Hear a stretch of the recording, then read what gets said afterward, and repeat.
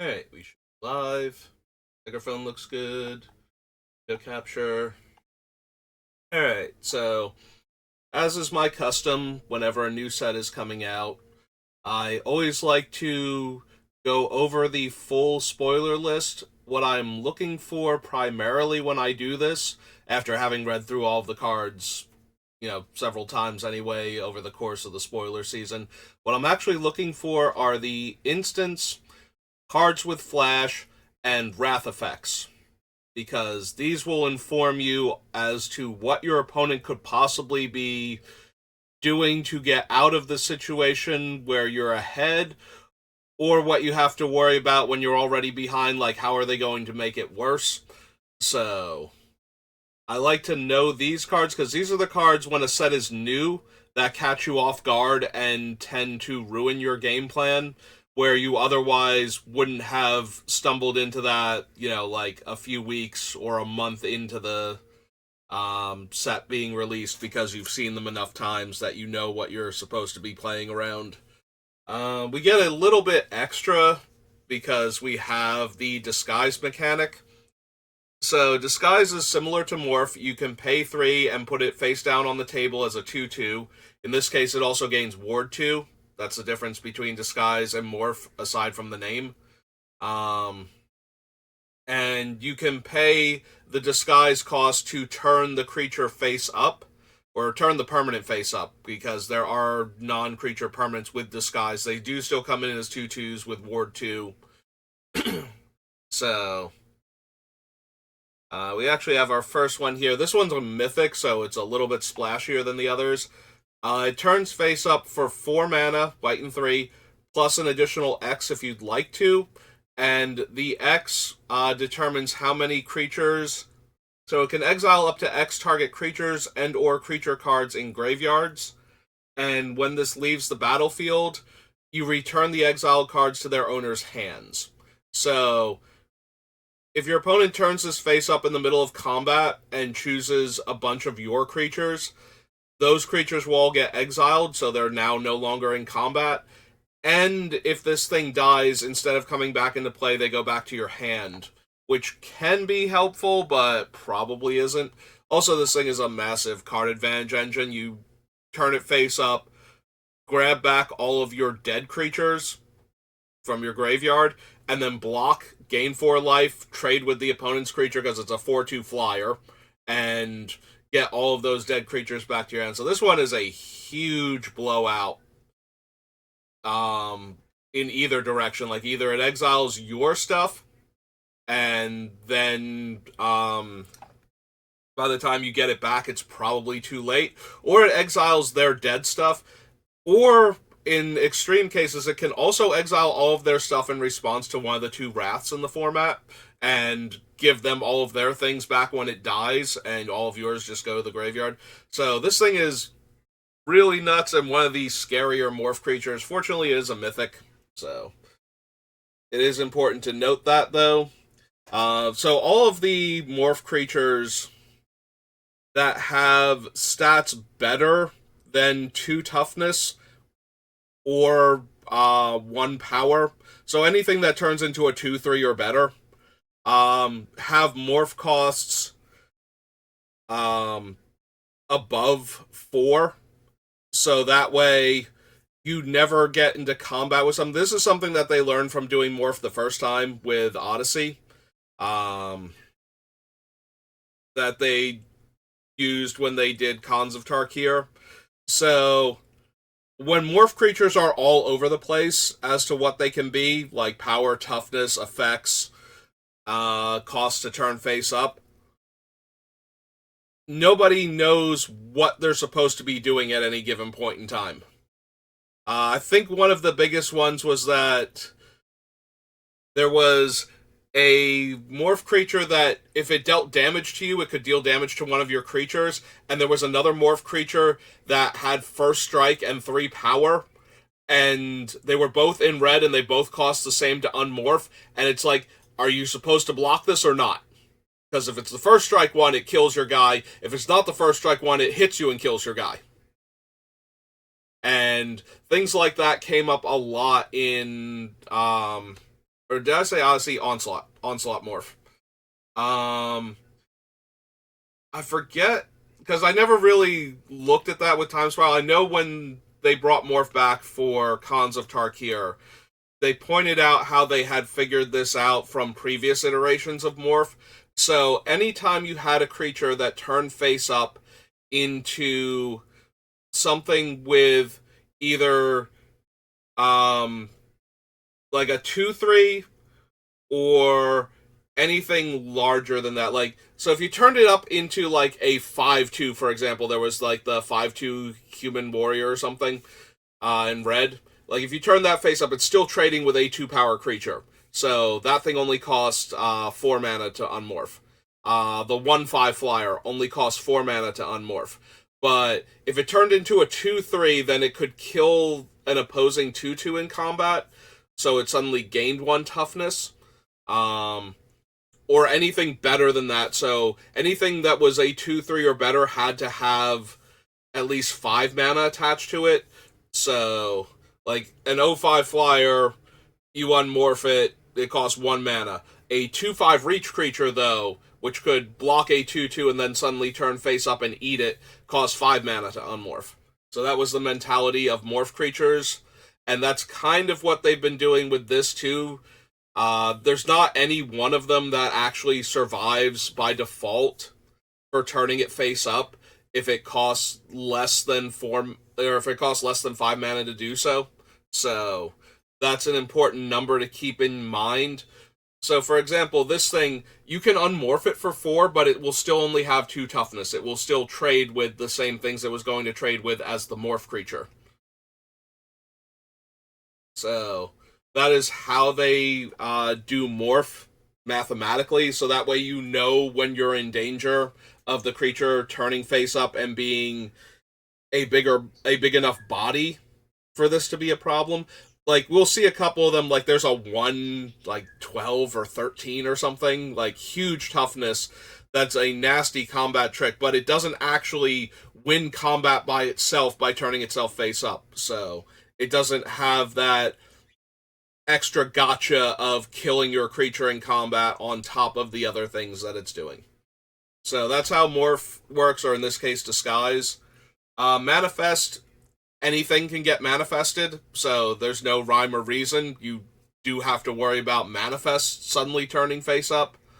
That's the cloak mechanic, because it also gives the face down card ward 2.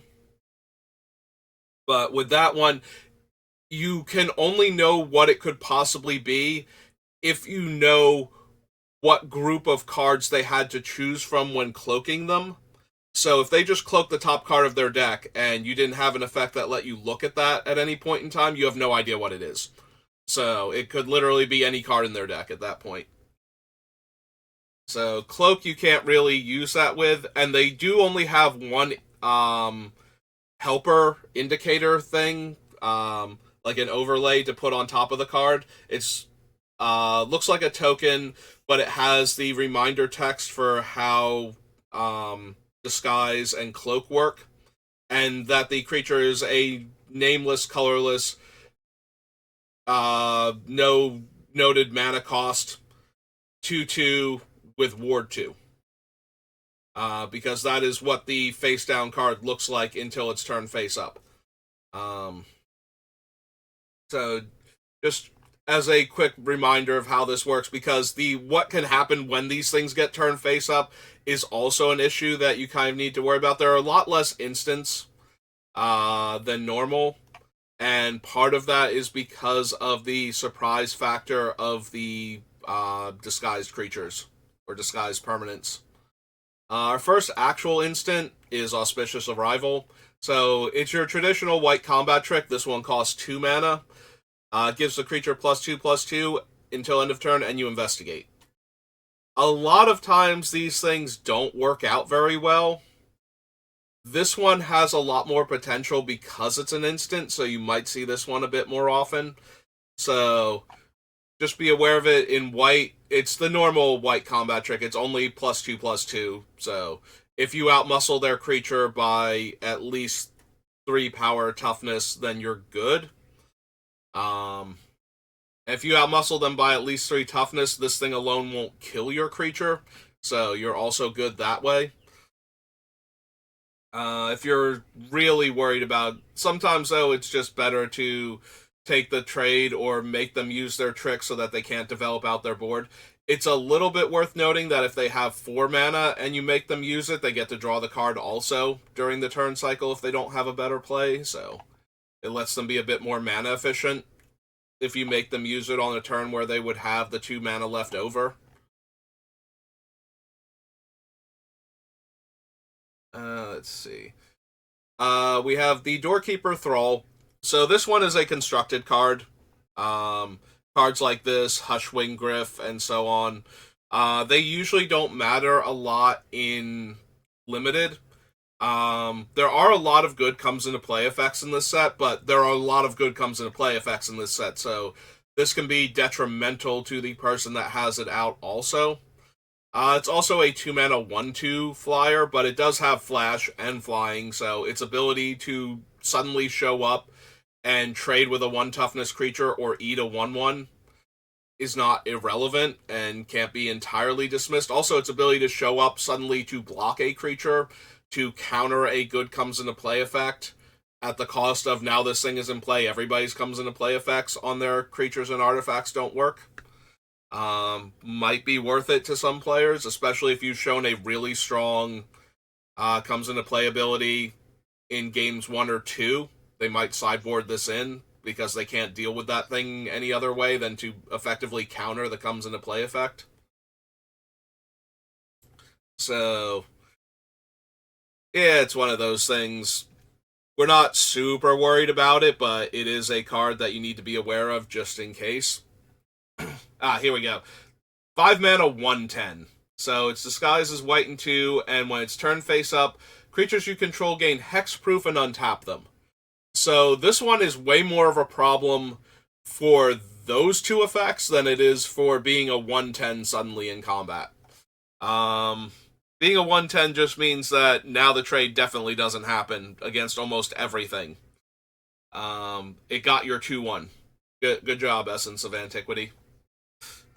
But the untapping and hexproof is where this one's going to catch people completely off guard. So it costs 3 mana to turn face up when you're playing against a white deck. So be aware of that. If you need to kill a creature, best not to wait with your instant speed trick and try and kill it on their turn if you're worried they have this thing. So other than that, it's kind of hard to play around. Like, it's going to save one of their creatures at some point in time. The ugly thing is when you think you have a good alpha strike on them and suddenly you really don't. That might be the one where you're going to get caught and actually lose the game because of this thing turning face up. Even more so than although the removal spell countering by giving your guy hexproof is also pretty brutal. If it's already killing you, losing a removal spell and not getting it off the table is going to get you killed that much faster. Because now you have to find a second one. Yeah, this one's really ugly to have to deal with. If you think they have it and you can target their face down cards with things, it might be best if you're worried about the whole getting blown out in combat by it, trying to kill their face down first and see if you can force the issue. Because once you know that's what it is, now they can't use it anymore to ambush you. So it's really going to depend on your board state, though. Like, if they attacked you with a bunch of things and got through for damage, and now you're not attacking them back, and you're not able to block their creatures on the next turn either because you weren't really able to block them the first time, then this is probably just going to get you, unfortunately. But in the cases where you do have a little bit of play around it, that's how you're going to have to do it in order to force them to reveal this thing. Or you're going to have to attack with the creatures that don't get blown out by their creatures untapping. So, you have a great attack with everything if they don't have this, but you have good attacks with certain things even if they do, then just send those ones in, so that way they can't blow you out. by flipping it up. It's an ugly one, though. Tricks like this, I always get worried about them. Also, it's a 110. Like, it stops everything on the ground that doesn't have Death Touch. Like, even the menace creatures are going to have a hard time. It just needs one friend, and they're going to be stonewalled forever. Forum Familiar. So, this is one of those ones that saves one of their permanents. Very similar to the problem we had with Essence, where your targeted removal spell against their major threat suddenly fails. A little bit better for you in this case because certain things get downgraded when they bounce. A little bit worse if it's something with a good ability that they can reuse now. It comes into play, or when this thing is turned face up type of effect. Also, very cheap to turn face up to save your thing, and it becomes a 2-2 on top of that, so it still trades with creatures mid-combat.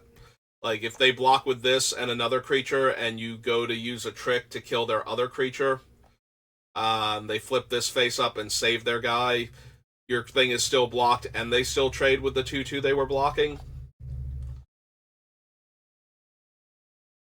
Yeah, there's going to be a lot of awkward combat math when you have to take into account all of the different things your opponents can do with the disguised creatures. Alright, where's our next one? Alright, so Make Your Move is one of these weird things that they've been doing more and more, and it's going to show up more now because of the style of play boosters. So there's one less common card per pack than there used to be to make up for all the mostly junk that they're putting in here. Like, it feels like they're taking up a spot for things like the art card can be there in place of a token, but I kind of shrug at those. Anyway, we're not going to get into my rant about play boosters right now. But the main focus of this, why I'm bringing it up, is they've already been trying to include cards that have more versatility when they have a bunch of corner case effects on them in regular boosters, in regular draft boosters, before play boosters get introduced. Because of Magic Arena's best of one format, which is the thing that they try to push, because it gets players to play more games more quickly, which then leads them to drafting more and spending more money. So they want cards that aren't just sideboard cards anymore, but they want to put in a bunch of narrow effects. Like, they need a card that can destroy an artifact or destroy an enchantment. You need a disenchant style effect in there because there are problematic artifacts and enchantments. There's like a whole series of the cases, which are enchantments that get better the later in the game you get, assuming that you can solve them. So they need a card that can kill those, and it needs to be a card that the players will still put in their decks in best of one, even if they don't run into like the actual super problematic enchantments. So, or like any of the really broken artifacts. So they added on the ability to kill a creature with power 4 or greater onto this thing to encourage you to main deck it more often than you normally would. Whether or not that works will be determined by how players perceive the format. At your pre-release, though, it is a removal spell. It kills a large creature.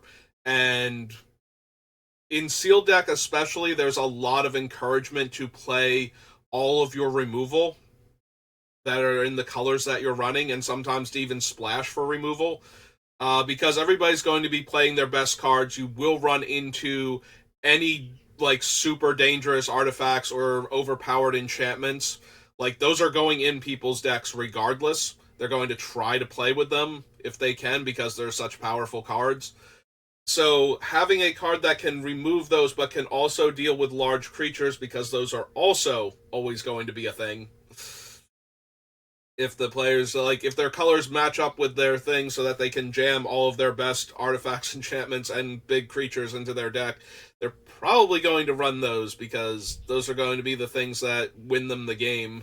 The large creatures, the really backbreaking artifacts and enchantments.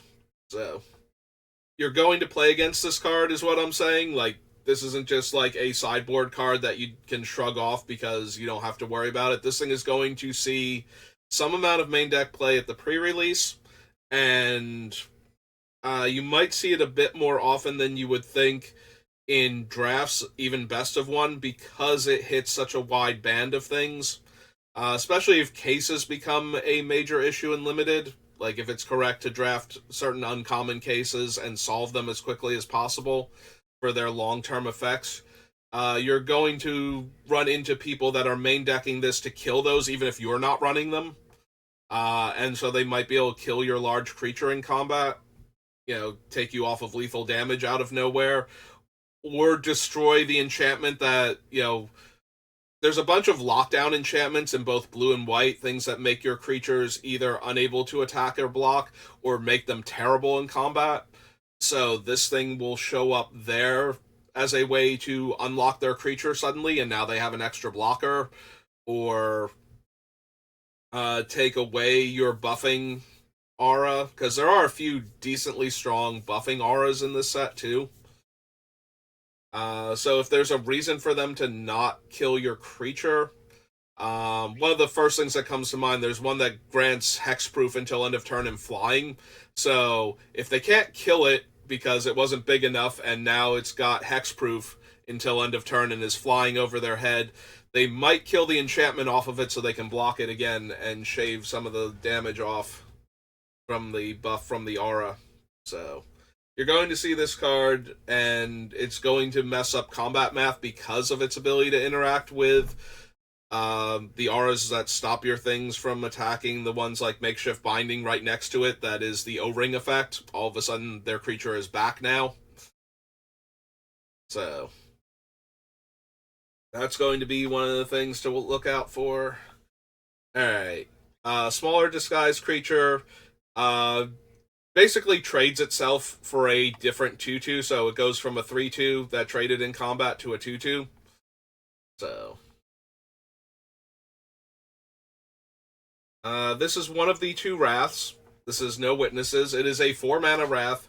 As with most 4-mana Wraths that get put into standard nowadays, it has a potential drawback attached to it. In this case, the player that controls the most creatures gets to investigate, and then all creatures are destroyed. So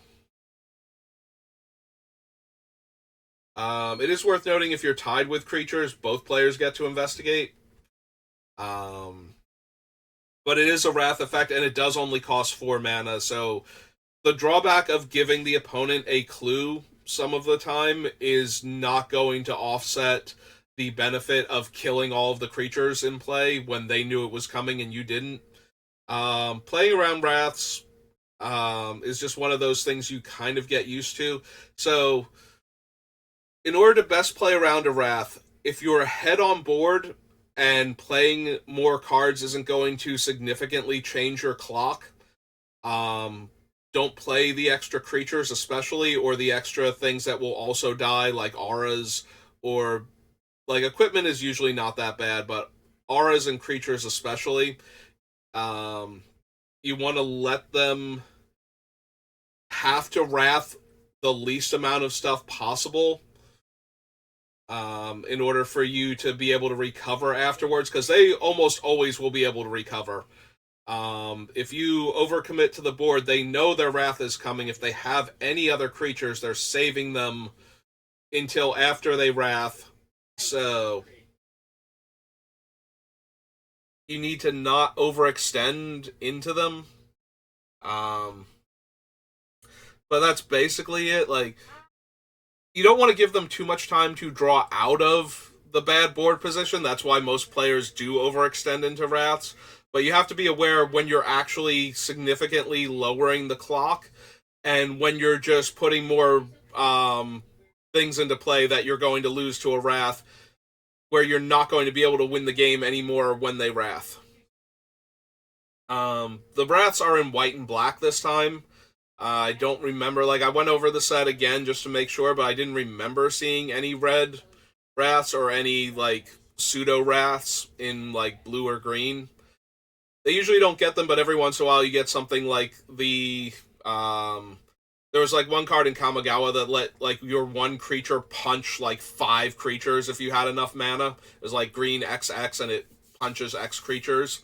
So there were variants where you could kill a whole lot of things. And then like blue gets things like Asinine Antics from Wilds of Eldraine, where all of a sudden all of your creatures are terrible mid combat and die. But usually the wraths are in white, black, and possibly red, as a mass damage board sweeper. So this time they're in white and black, and the black one is at 6 mana. So the white one is where you gotta be careful because it can come down way sooner than the black one on 6 mana, and therefore can catch players overcommitting a lot more. Like the black one, you can overcommit before they have 6 mana if it shaves the clock down, and you won't get punished for that because they can't wrath. With the white one, you're going to get wrath because they can. They will have time to get to their 4th land and actually cast it. So just be aware of the 2 main wraths in the set, and that this one is very cheap and therefore a lot more likely to catch you overextending.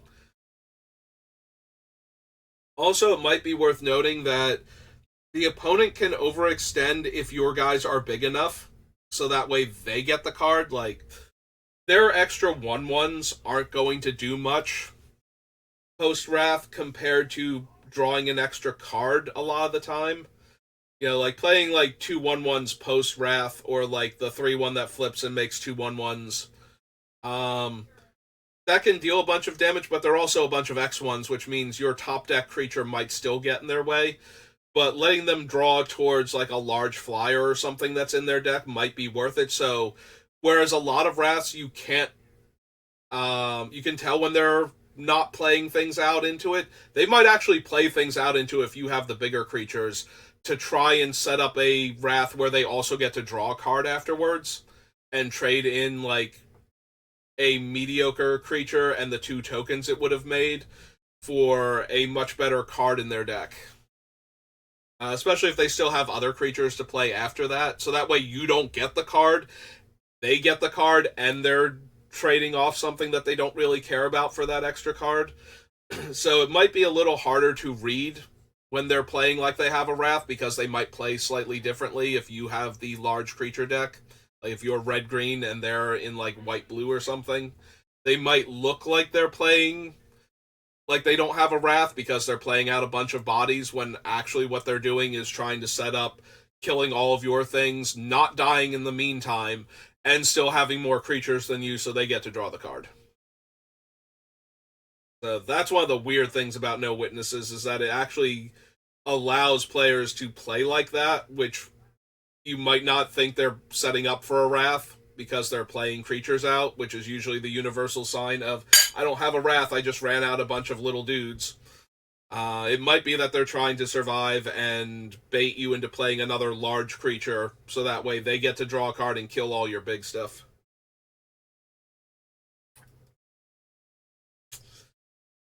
Alright, not on my watch. So, every set has this type of removal. This one is a little more potent defensively.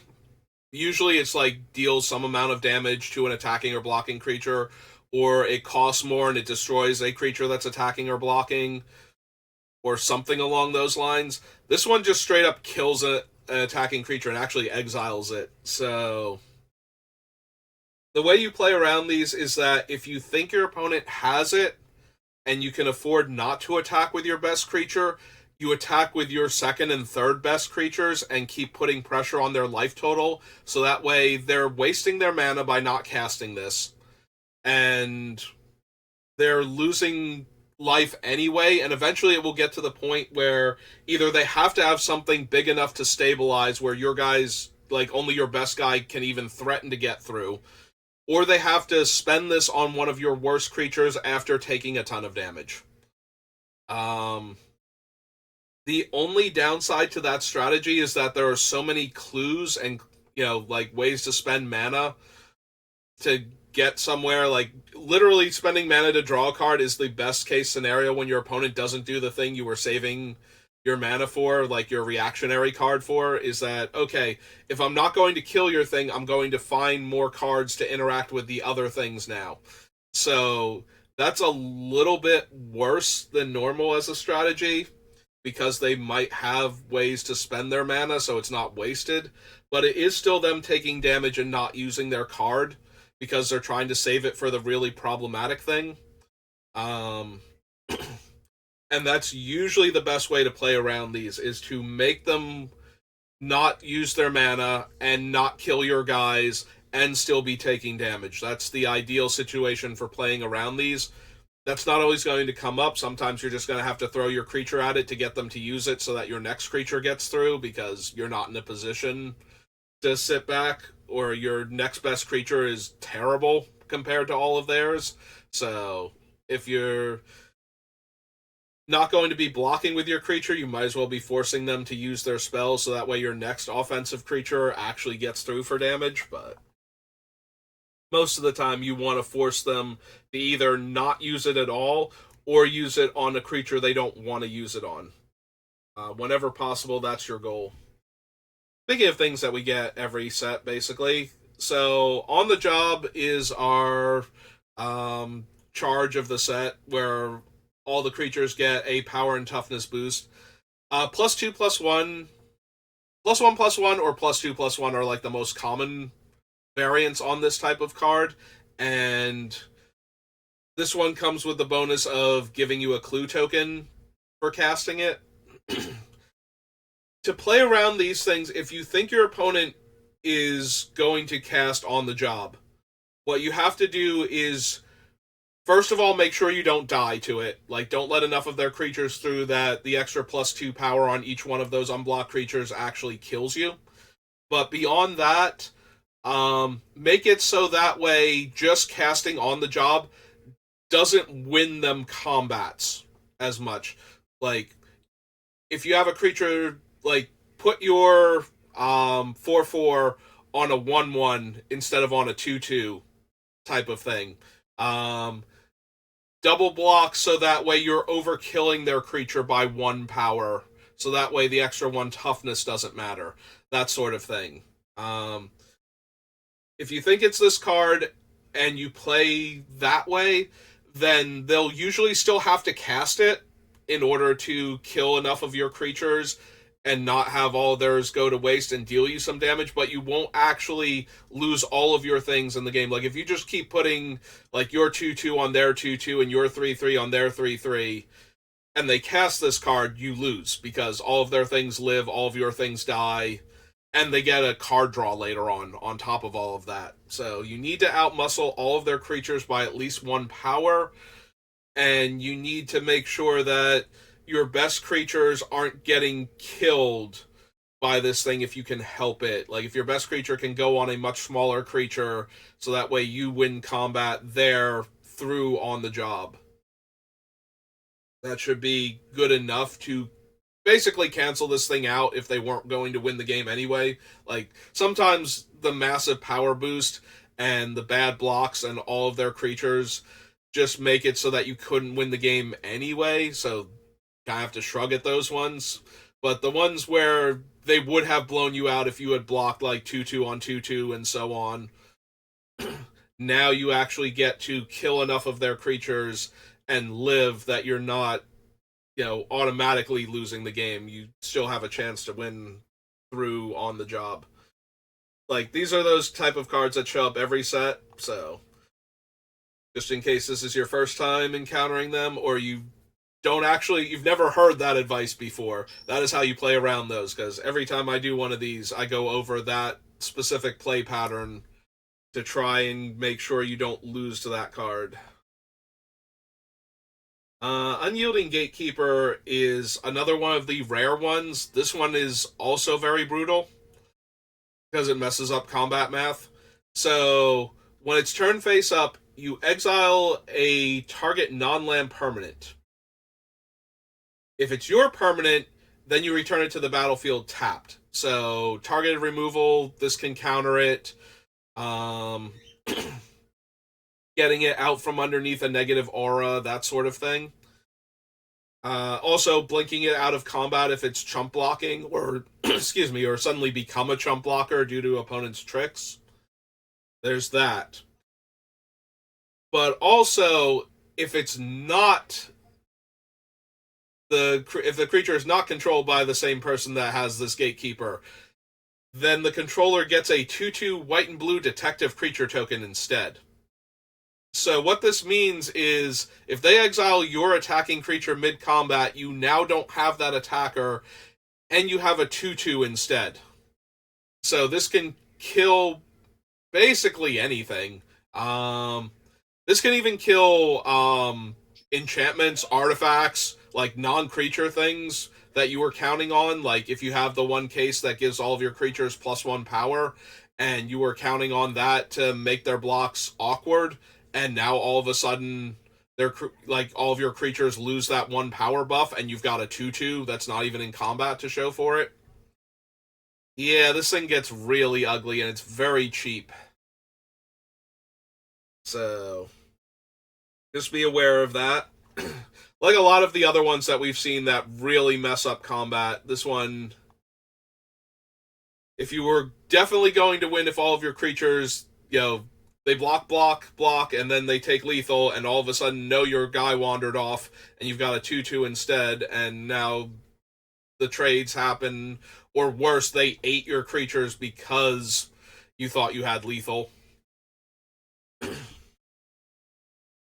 Yeah, the disguised creatures are going to make this a very interesting format because they are the major tricks in the set as opposed to the normal instance and flash creatures that we're used to. You're going to get ambushed by things, and it's going to absolutely ruin you if you're not prepared for them. And you have to be prepared for almost all of them in whatever color combination your opponent is playing. Obviously, you have to worry more about the uncommons than the rares and the mythics, but you do still have to worry about them a lot of the time. So, alright, making into blue. So this is another thing that we've been getting almost every set lately. It used to show up like every few sets or so, but it's been getting a lot more consistent. So this is the trick where you spend a mana. In this case, it can target an artifact or creature. A lot of the time, it can only target creatures. This one can target artifacts. So until end of turn, target artifact or creature becomes an artifact creature with base power and toughness 4/3. We had like Relic's Roar in Lost Caverns of Ixalan. I feel like there was one in Wilds of Eldraine, but I'm blanking what it was now. But we do keep seeing this type of effect. It has other game text too, but we'll get to that in a second because it's relevant to talk about it in its current form first. So what this normally does is, since it can target an artifact, it has the added effect of being able to create an additional blocker by animating a clue token, so that the clue token is now a 4/3, and there are a lot of random artifact tokens lying around because of all the investigate, so that's way more relevant than it would be in some other sets. So one of the big things is that they can have an extra blocker or an extra attacker. If the clue token's been in play since the start of their turn, turning it into a 4/3 means that they can attack with it, which may throw off your combat math that way. It also allows them to turn one of their smaller creatures into a 4/3, or one of your much larger creatures into a 4/3, both of which can dramatically affect how that combat is going to go. Like your 2/2 on their 2/2, and now their 2/2 is a 4/3. You lose your guy, and they get to keep theirs. So it works like giving the creature effectively +2/+1 until end of turn. But also, your 5/5 against their 5/5, and your 5/5 becomes a 4/3 all of a sudden, is effectively giving it -1/-2 until end of turn. So that's the weird versatility on these cards. They usually don't see a ton of play, but this one has a bit of extra going on for it. So when you cast it, you can exile cards from your graveyard with total mana value 6 or more. If you do, instead of the creature becoming a 4/3, the creature becomes a 1/1. This flips it from maybe my guy is now big enough to eat your guy or trade with your guy where it wouldn't before. Or I have an extra like 4-power attacker for 1 mana, or a 4-power blocker for 1 mana from like a clue token or another random non-creature artifact, into your guy becomes a 1/1 mid-combat and dies to whatever it's in combat with. And that can be a huge swing of the game for 1 mana. It's got, when you can actually collect evidence 6, this thing feels a lot more like Cogwork Wrestler, despite the fact that you don't get a 1/2 body afterwards. Then, like, it's basically a removal spell for blue. It's really wonky, though. Like, I don't think this card is particularly good, but you will play against it in the early drafts and the pre-release weekend, because people are not going to have the best removal in their deck sometimes, and they need to play whatever they can as interaction. This thing is definitely interaction, and like I said, with all the clue tokens running around, a surprise 4/3 attacker out of nowhere is going to be a thing, and a surprise 4/3 blocker is going to be a thing. But also the mid to late game where you can actually collect evidence 6 and use this to kill your opponent's best creature mid-combat is going to be a huge deal. So watch out for that. If you think this is the problem, don't get your bomb creature into combat. Like, if life totals are relatively low on both sides and your opponent's attacking into you, be aware of this thing. They might be trying to kill your, like, larger creature, because you might feel you need to block with it. So this is one of those where they're going to try and bait you into putting, like, your 4/4 flyer on their 2/2 or their 1/1 or something that wouldn't normally be a problem. Actually, at that point, maybe it's got to be like a 5/5 flyer or something, because you don't want to put your 4/4 flyer on their guy anyway, regardless of whether or not they can collect evidence 6 at that point. They are trying to kill your guy. But yeah, that's where I see this thing doing its best work, is when you can make their guy a 1/1. And I do expect to play against it. I don't know that I'm going to be playing with it or not. I'm going to need to have, I think, really weak removal in my pool and a lot of good blue cards before I want Behind the Mask, but you are going to see it because of that, so just be aware of it. Bubble Smuggler. So when it's turn face up, it gets 4 1/1 counters, so it becomes a 6/5 for 6 mana. So this is very Khans of Tarkir style, where it's a little dinky creature face down, and when you unmorph it, it's a large threatening creature.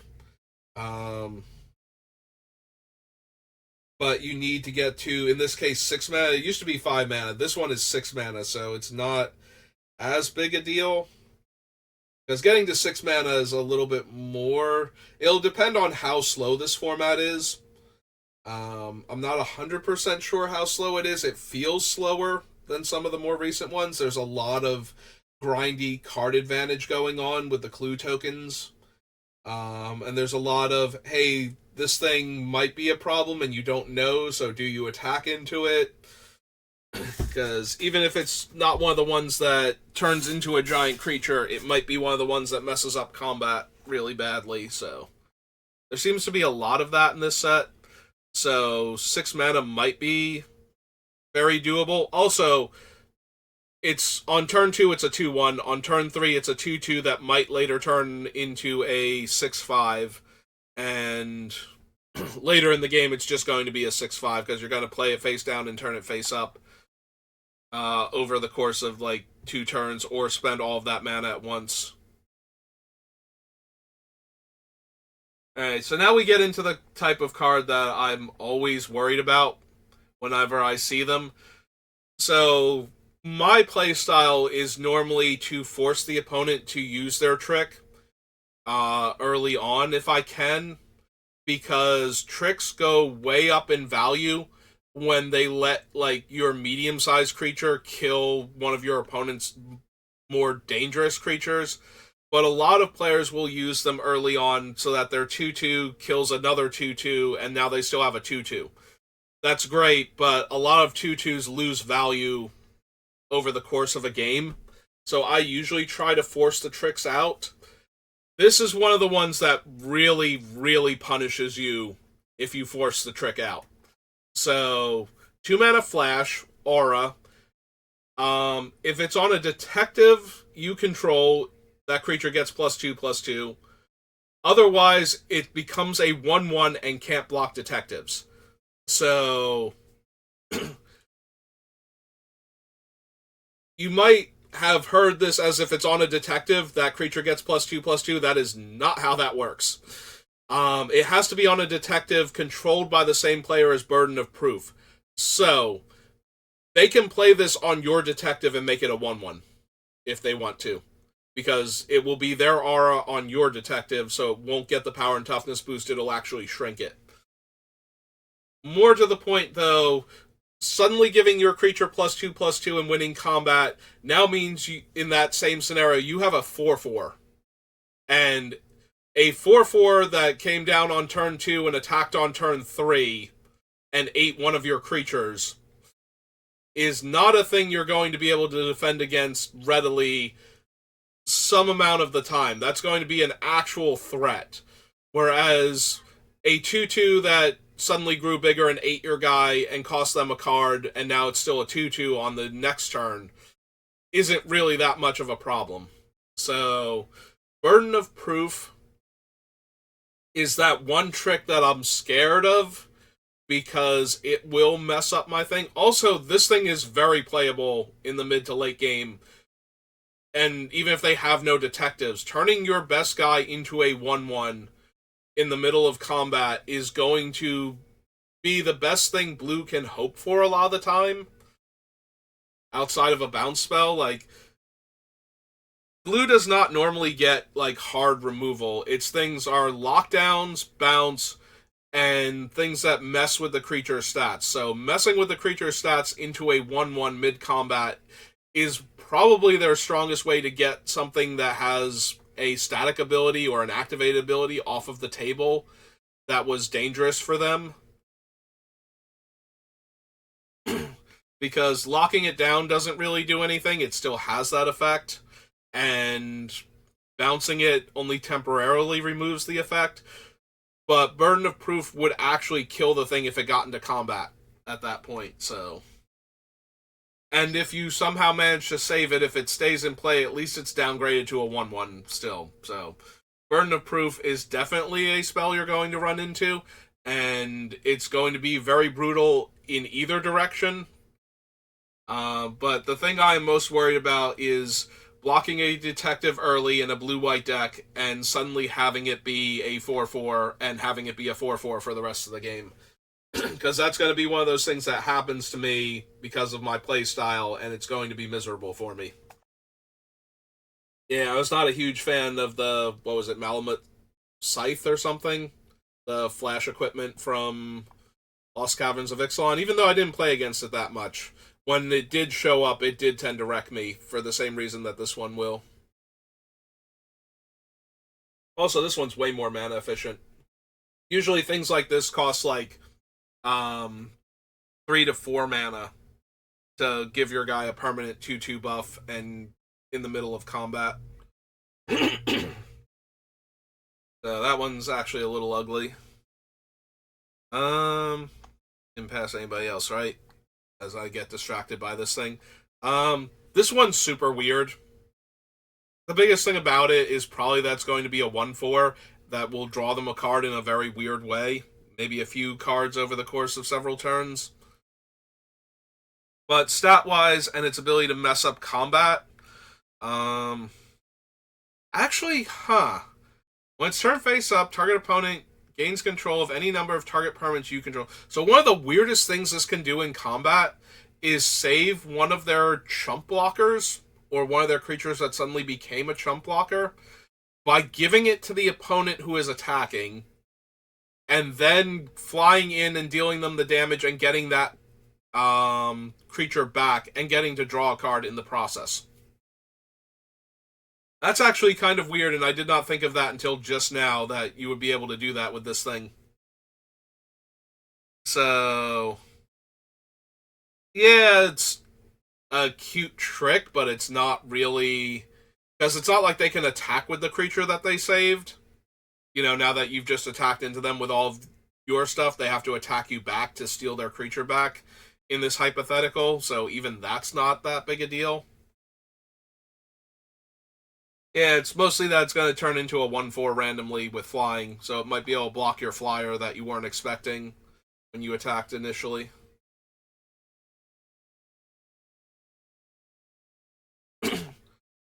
Alright, so cantrips, they're nice, but they're not... The only thing you have to worry about with cards like this is when you're trying to figure out what your opponent might have, sometimes it's just one of these. It's just a card draw effect. So things like Arena Tells, where the opponent has priority with 2 mana open, it's like, well, if they have a detective or if there's a creature in play at all, then Burden of Proof might be what's holding priority, but it can also be things like Deduce, where you draw a card and then you make a clue so you can draw a card again later. Alright, so this is another one that's shown up in a lot of different sets, but this one is really nasty. So, Eliminate the Impossible is 2 mana. You get to investigate. Then creatures your opponents control get -2 power until end of turn. If any of them are suspected, they're no longer suspected. So, speaking of Khans of Tarkir and the morph mechanic, there is a card in that set called Blinding Spray that is 5 mana to give your creatures negative power until end of turn and draw a card. And this is, 2/5 of that mana. I forget if Blinding Spray was -3 or not. I think it was, but it was definitely -2 or greater.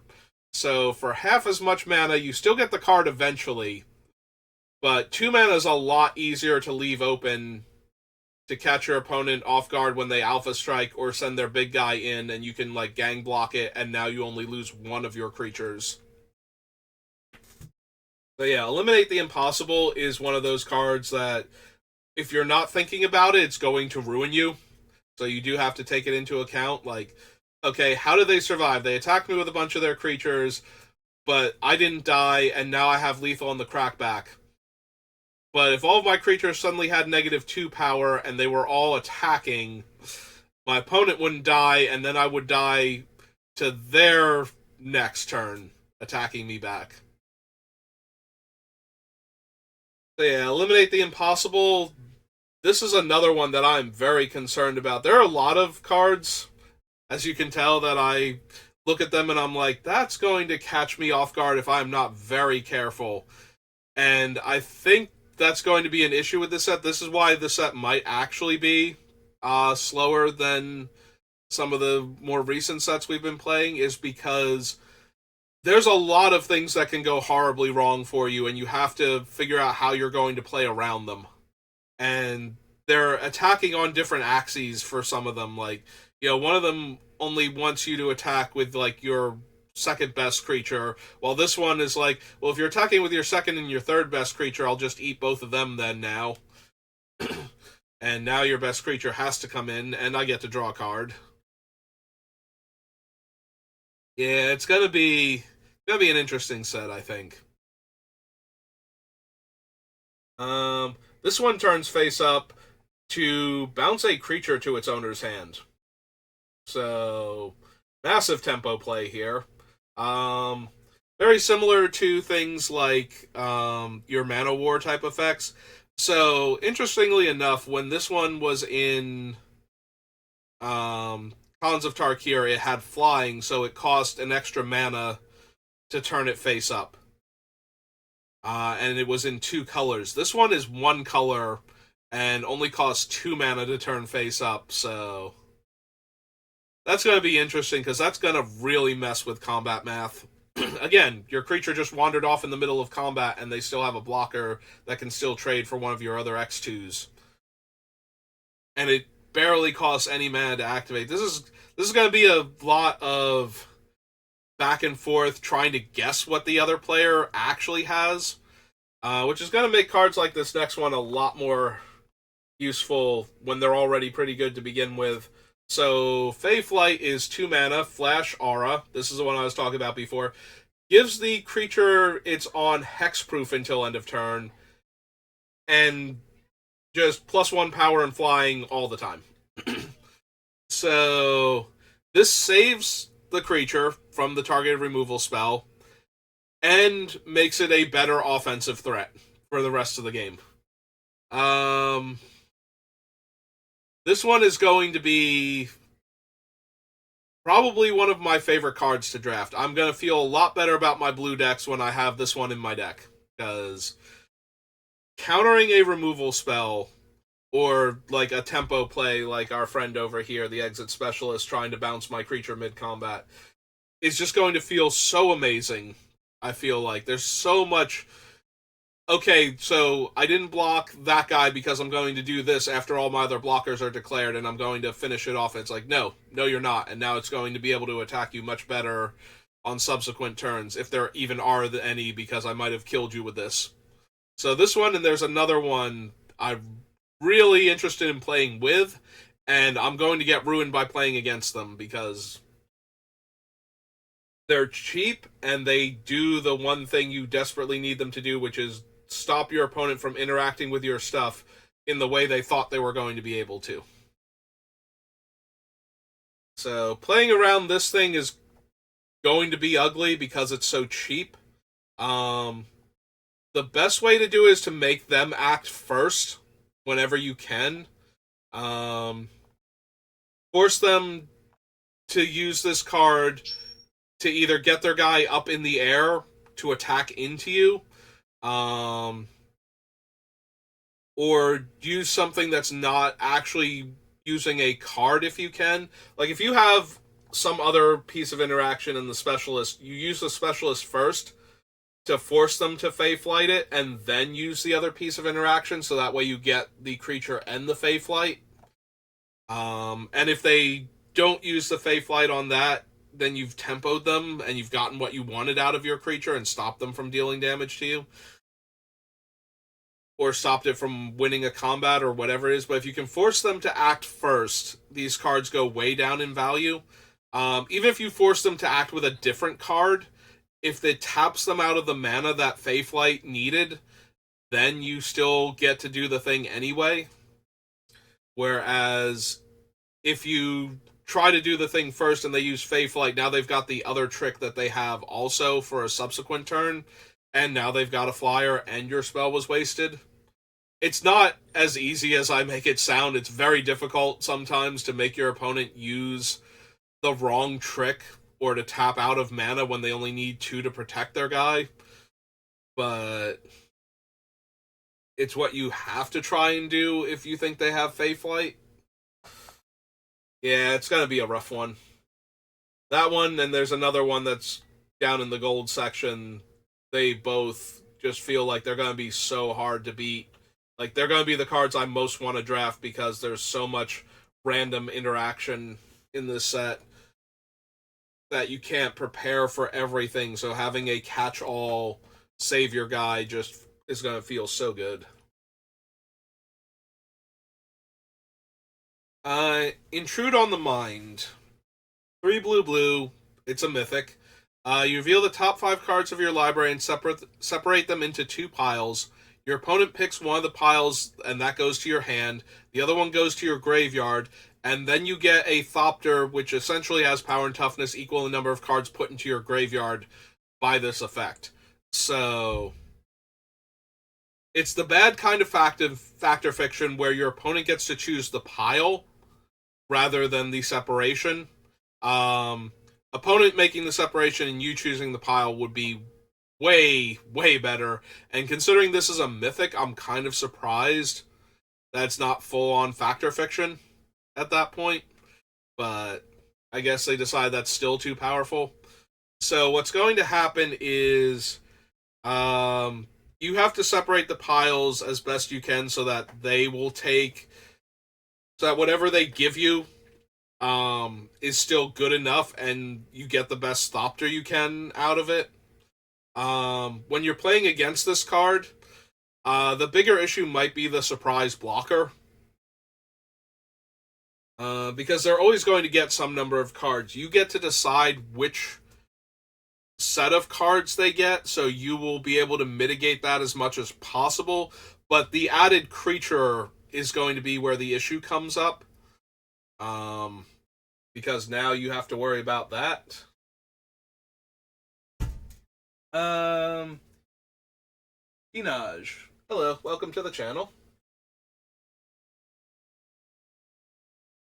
So, I'm not really sure this thing is going to be the limited bomb that you would hope your blue mythic is.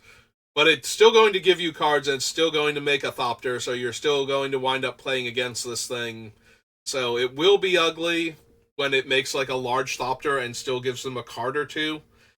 Ideally, though, you'll be able to mitigate that as much as possible by choosing the pile that does the least amount of damage to you.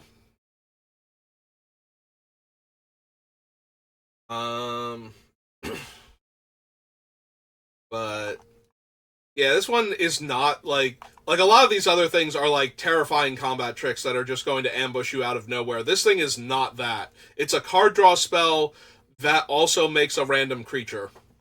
And you do have some amount of control over how big the creature is, but the piles are going to be more important. Like, you will much rather give them the 3/3 than the 3-card pile that's actually good if you can help it.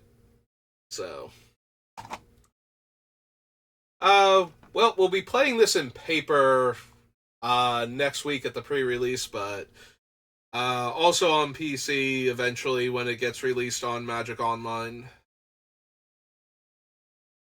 Alright, our next weird one, and a lot of them have been weird lately. This set has a lot of weird and interesting cards. I do like that about it. So, Lost in the Maze is a flash enchantment. When it comes into play, you tap X target creatures. And if you don't control those creatures, they get stun counters. While this enchantment is in play, tap creatures you control have hexproof. So, like I said, very weird card. So what it's actually doing is two different things. It's attacking on two different axes again.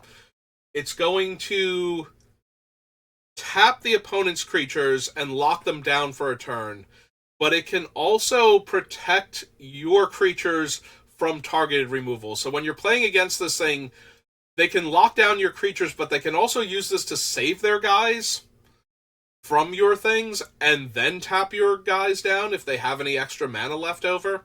Because they spend 2 blue and 1 and they tap their own guy and their guy gains hexproof.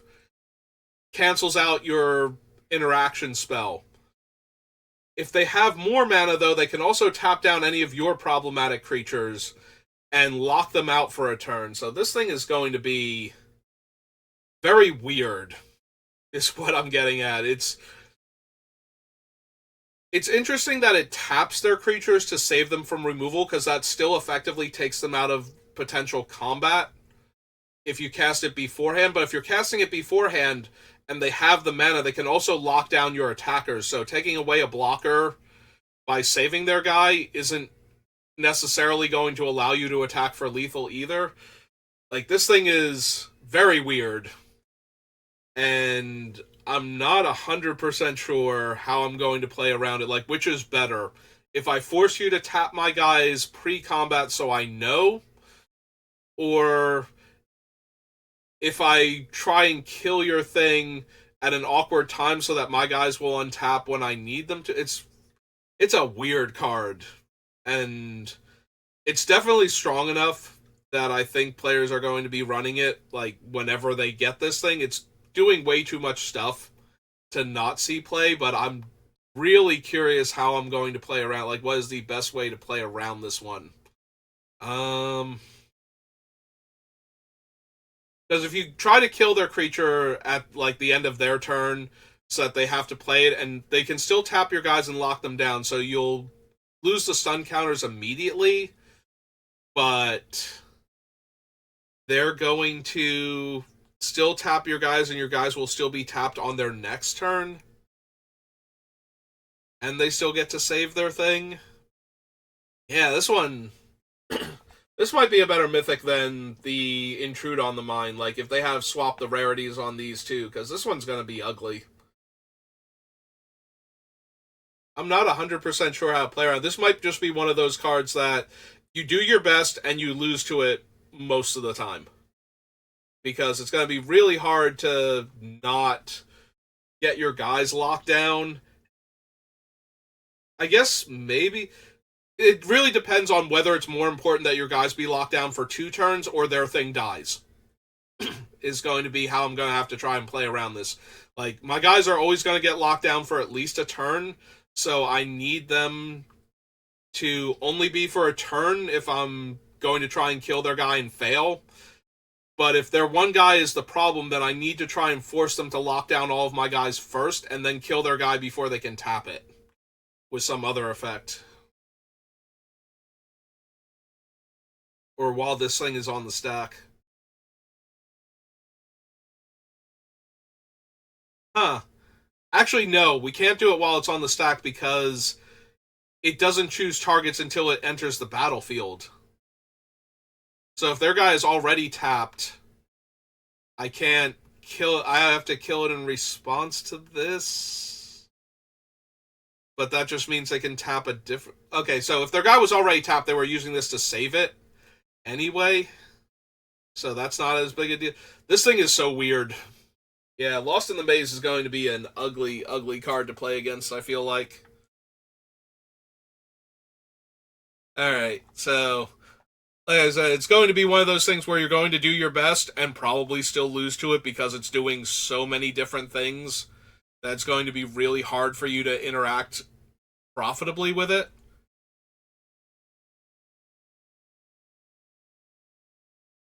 Yeah, so if their guy is already tapped, you need to respond to the thing before it hits play.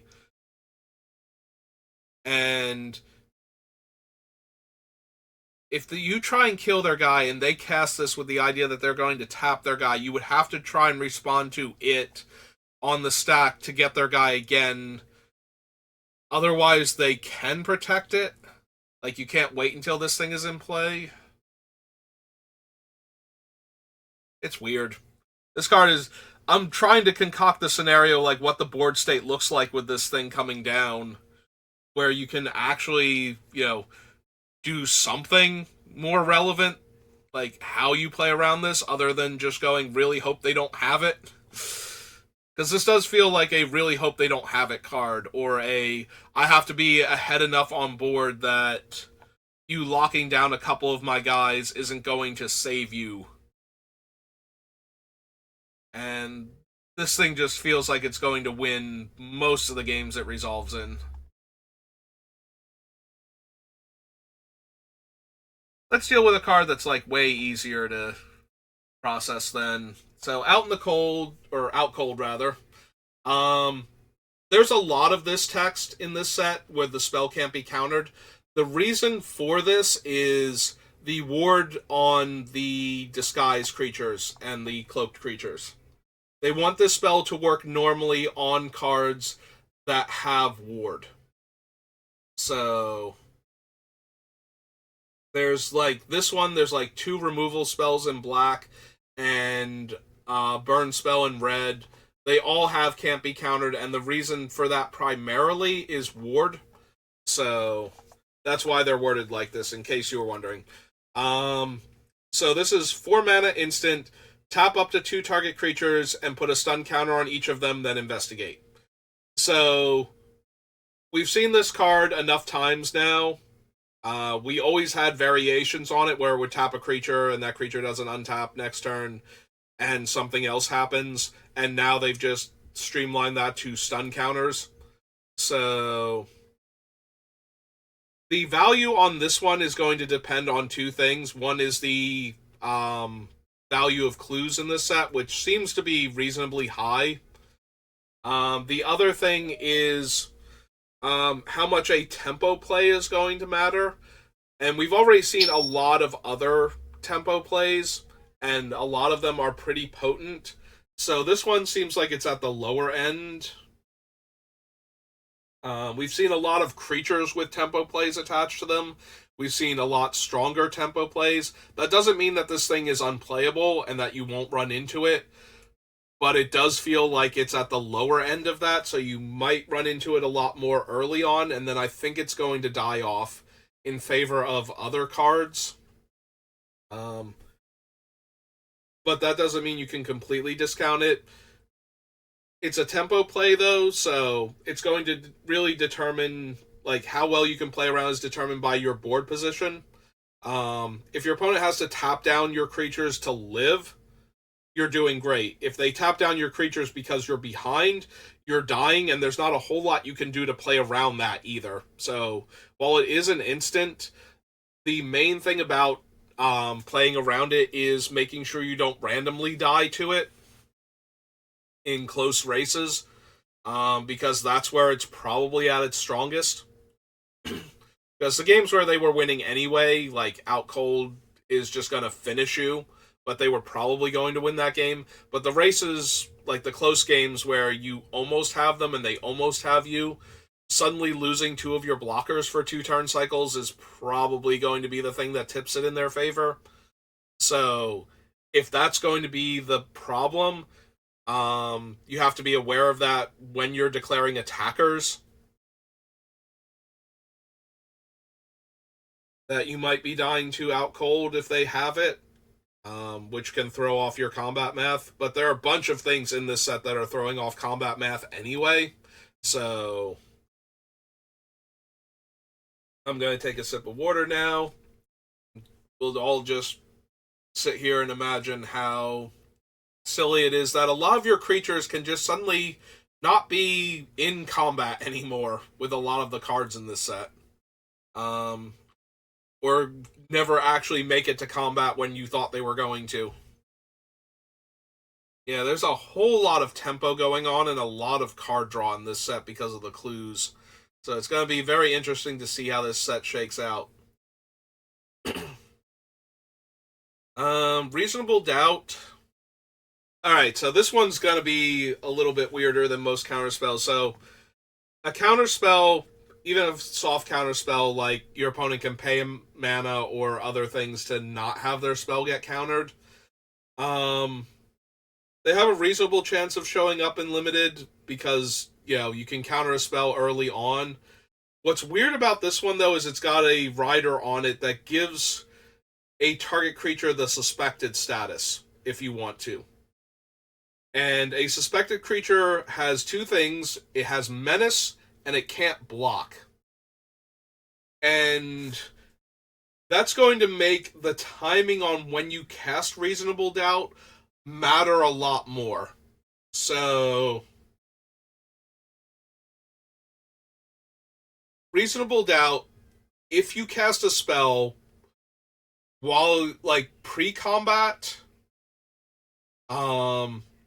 and they cast Reasonable Doubt to try and counter it, they can give a creature menace and take away its ability to block. So, if you're about to attack with your creatures, that's probably fine. They don't want to give your attacking creature menace, and they don't want to give one of their creatures can't block. Where this becomes a problem is if you cast something to try and stop them from killing you pre-combat, like you cast something like Out Cold, and they cast Reasonable Doubt. And even if you can pay the 2, like you were going to crack the clue afterwards, even if you can pay the 2, if they can give one of the other creatures you weren't targeting menace now, or take away the ability of one of your creatures to block by giving it menace and suspecting it, you might still be in a lot of trouble even if you can pay the 2 mana for Reasonable Doubt. So Reasonable Doubt really negatively impacts combat math if you cast it. If the player can cast it where they are going to be attacking. So if they use it to stop a reactionary card before blockers are declared.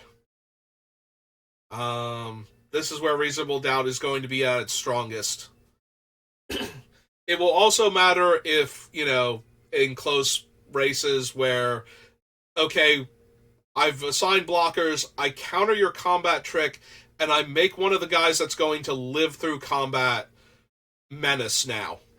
Like, it already blocks, so it doesn't matter that it can't block now. It doesn't remove it as a blocker. And now next turn, it's going to be able to attack you back with menace. Is also a thing. So yeah, Reasonable Doubt, like, some players are going to run it anyway because it's an early play, and you don't want to fall behind early because you want to make sure you live long enough because, like I said, the set feels slower, so there are going to be more chances to use a card like Reasonable Doubt to begin with, because the games are going to drag on, and there's going to be also a lot of things competing for your mana too. So clue tokens especially need you to spend the mana in order to get the value out of them. So Reasonable Doubt there, it's not going to be good if it only stops your opponent from drawing a card for a turn or two. But at the same time, if that also lets your creature be a better attacker and taps them out of mana, that might still be worth it. Yeah, Reasonable Doubt, you play around counterspells the same way you do in every other format, but it's got a little bit of extra utility in that the timing on when you allow them to cast this might change what it actually does. Like, the counterspell portion might even be irrelevant compared to suddenly making a creature either unable to block or difficult to block. But yeah, to play around counterspells, the idea is that you force your opponent to either use it on the inferior cards, or you force them to just pass the turn without spending their mana. Like, if you have a board position and you think they have a counterspell, and that's what they're holding up, you don't have to play anything else. You have the board position. You just keep pressuring them and forcing them to leave up mana so they don't fall further behind by you playing another threat. And then if they play a threat on their own turn, like a creature to block with or something, now they're tapped out of the mana they need for Reasonable Doubt on another turn. Or they're playing a vastly inferior creature a lot of the times, like they're playing a 2-drop creature on turn 4 to hold up Reasonable Doubt. So that's where you want to try and force them to waste mana as much as possible, or to counter something that doesn't matter. Because Reasonable Doubt, once you get to 2 mana past the thing that you wanted to cast, it's safe from Reasonable Doubt. So, like your Doomsday Dragon, the red mythic at 6, if you cast it with 8 mana, they can't counter it with Reasonable Doubt, so it doesn't matter that they had it this whole time. And that's assuming that you didn't force them to use it on something else less impressive way before the dragon came down. So that's how you play around basically counterspells in every format. So just this is a fun reminder for that. But Reasonable Doubt is very interesting in that sometimes it's not going to matter that it's a counterspell. It's going to matter that it gave a creature menace or made it unable to block. Hello, Reno. As with every new set, I'm gonna be buying boxes of it, and I'll be buying the commander decks to get the new cards from them.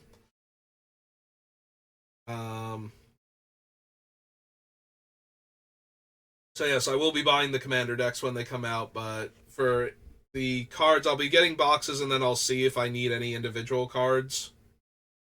Don't have the camera set up for that. Like, I do not have a webcam or anything, so I cannot actually unbox live on Twitch.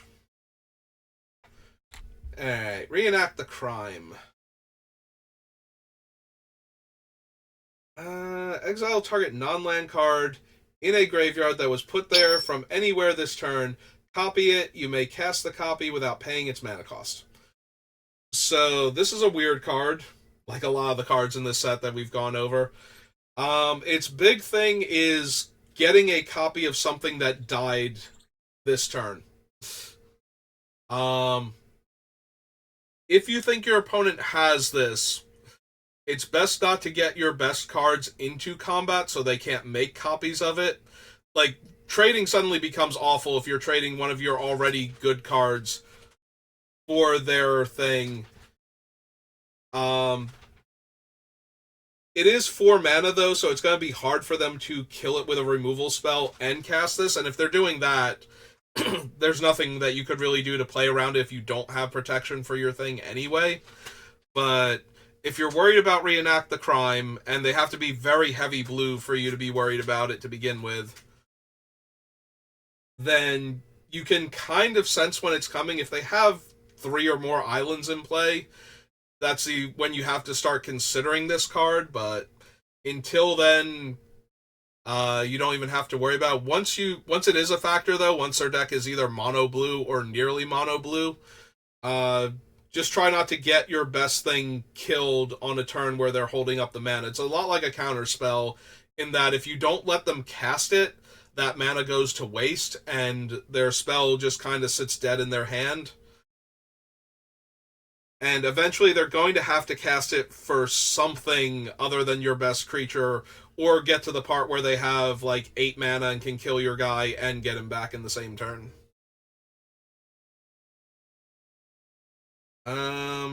Sudden Setback. This one is different from a regular counter spell. It can target a spell, but it can also target a card in play. So I hear you, Bonks. My parrot is in the background currently chewing on something. So, Sudden Setback. This plays a lot more like a bounce spell. The fact that it can also play as a counter spell gives it a level of versatility that can be really frustrating, but it's 4 mana, so everything that's works against counter spells works against Sudden Setback. Because if you force them to cast it on something other than the counter spell, or as a counter spell, so you don't let them interact with your cool spell, you force them to bounce one of your creatures instead, or one of your other permanents, it takes a lot of the surprise value out of it. So if they're holding up mana to interact with your things, first try and get them to interact with your board state if you think it's Sudden Setback.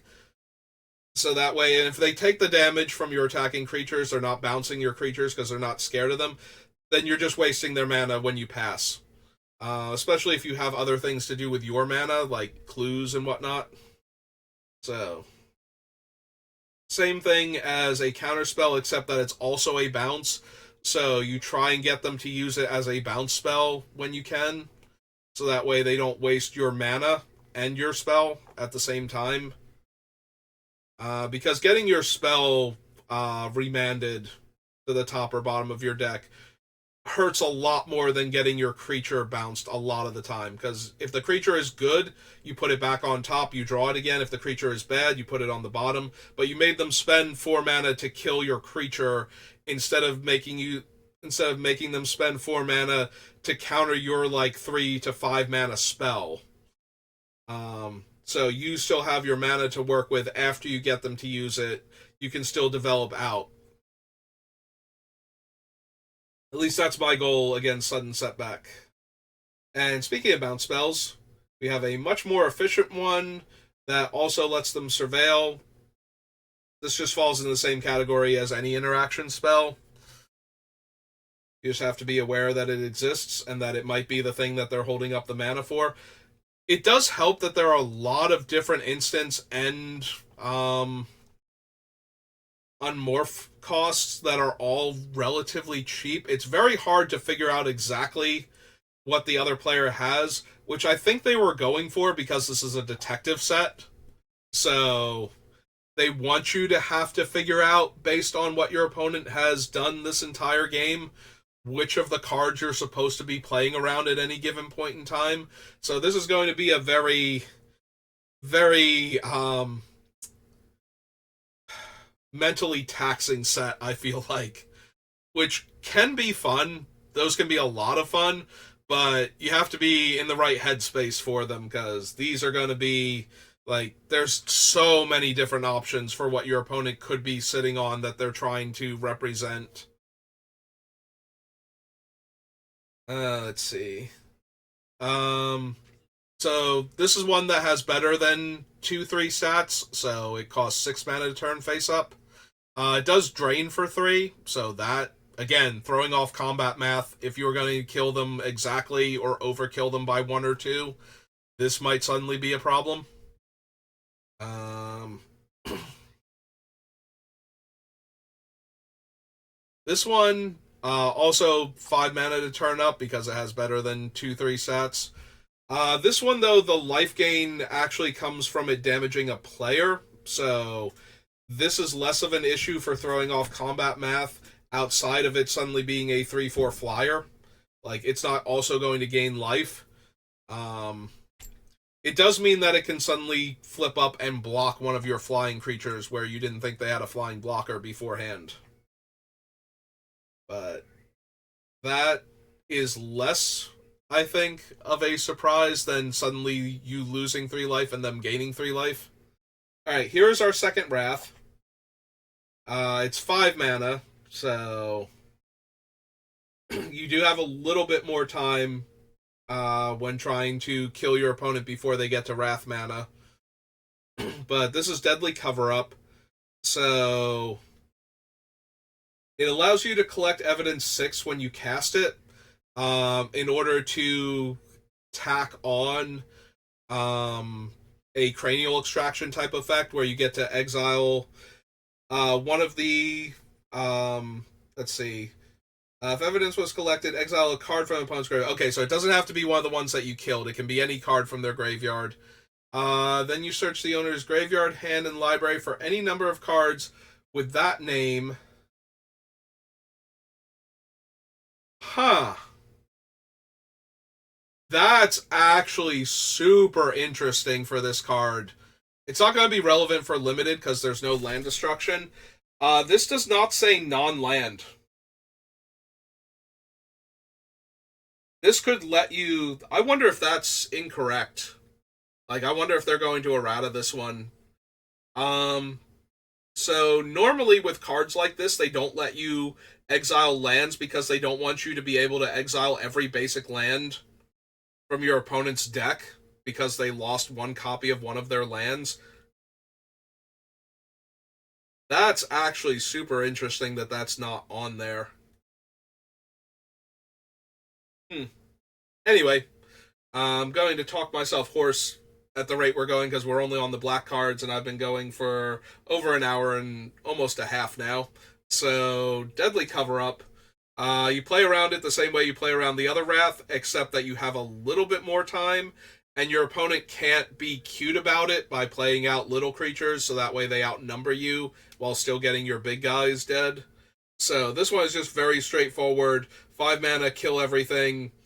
Maybe it does something else, like lets them look at your hand and deck, but for the most part, it's going to be a 5 mana Wrath. So you play around it the same way you play around the other Wrath.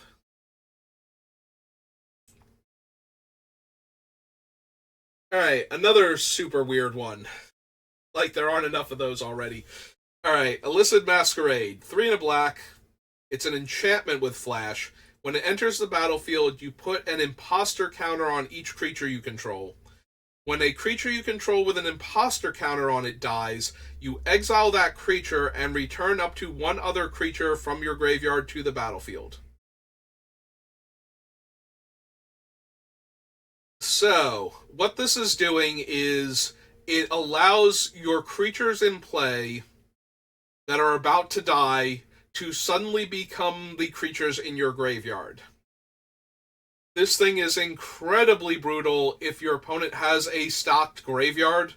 Like, it doesn't need to have insane creatures in it, it just needs to have, like, some number of creatures in it. Because when this thing comes down mid-combat, and all of your stuff dies in trading and combat, now you get back your other dead creatures, and your opponent still has lost the things that they lost in combat.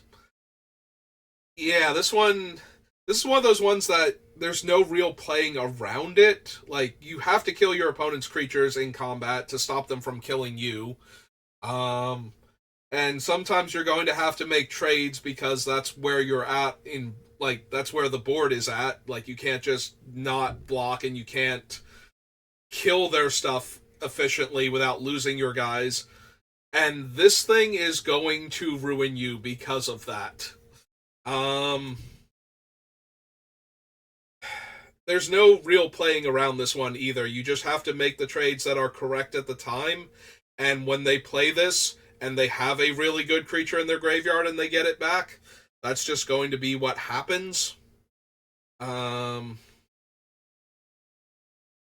Depending on the quality of their creatures in their graveyard, there might be a tiny bit of play towards trying to kill as many of their creatures at once as possible. Because the creature that they're bringing back does not have like a finality counter on it. It's the fact that the creatures with the masquerade tokens, the imposter counters on them, are what are going away forever, not the ones that you're bringing back. So you don't want to let them get their best creature back by having their one guy die, then trade off their best creature again, then getting another one of their creatures with the imposter counter on it to die to get that creature back again. That might be where you have some amount of play, but it's still not going to be a lot. You're still not going to be able to set that up very often. If they're attacking with all of their things, they might be trying to just get all of their other stuff back by letting, a bunch of creatures trade in combat and then getting whatever they have in the graveyard back. But if they're trying to get their best guy back repeatedly, they're not going to set themselves up to lose 5 creatures in one combat. Then they want to keep all of those, so that way you have to keep trading for their best guy over and over again. Yeah, this one's rough. There's not going to be a whole lot of playing around it, unfortunately. Again, a card that's just, you're going to have to do your best and try not to be in the worst board state possible when this thing comes down, because it's going to absolutely ruin you if it is.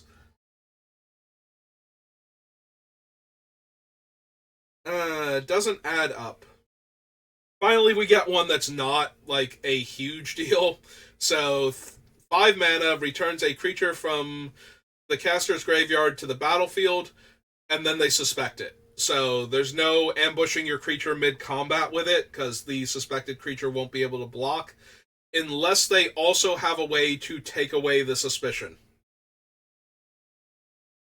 So if they have that, you need to be worried about this card, as long as it's on board and you can see that that's what's going to happen. Otherwise, if you're trying to play around a 5-mana card that will put their creature into play but won't let it block, and a random other card that will remove the suspicion from that creature at the same time, that's an awful lot to be playing around. Now you're playing around 2 random cards at the same time that have to both show up, and yeah. So this one is probably a nice breather from all of the other things. That's true. This thing does have disguise. It's missing its thing because it has so much text. It doesn't have the reminder text. The fact that you might lose 3 life randomly to this is probably the biggest thing. It's also a 6-power menace creature, and notably, if they disguise it, you never get the 1/1s. This doesn't have an effect when it's turned face up, so that is just a large creature, and it has a low disguise cost because it still has 2 toughness, so it still dies to any of the things it would get into combat with anyway, so they're probably going to ambush you with it by turning it face up and attacking with it, or getting you to lose the 3 life mid-combat when you're low on life. Long Goodbye is one of those cheap creature removal spells. It can't be countered. The biggest thing to note about this is that it can't be countered, and it can kill things, because it can kill things with mana value 3 or less. Disguised creatures have no mana value until their turn face up. So this will kill them while they're face down, and it can't be countered by their ward. Past that, it's your traditional black removal spell that kills smaller creatures. There is no real playing around that other than knowing that it exists and that it can kill your guy. So if you want to play around this, keep your better um, disguise creatures in your hand and play your worst ones. So that way, when they kill something, they are killing one of your worst guys. Sometimes you play your better ones because they'll be better when they're turned face up, and you're going to be able to do that sooner rather than later because a lot of the things have cheap costs because they're smaller creatures. But for this one, you want to be able to either play it face up so that it's never a valid target, or turn it face up when they go to kill it. If the creature is that important to you, that's like your one way to play around it. Murder, straight up kill a creature. At this point, you just have to be aware that at 3 mana they can kill your guy, like almost without restriction.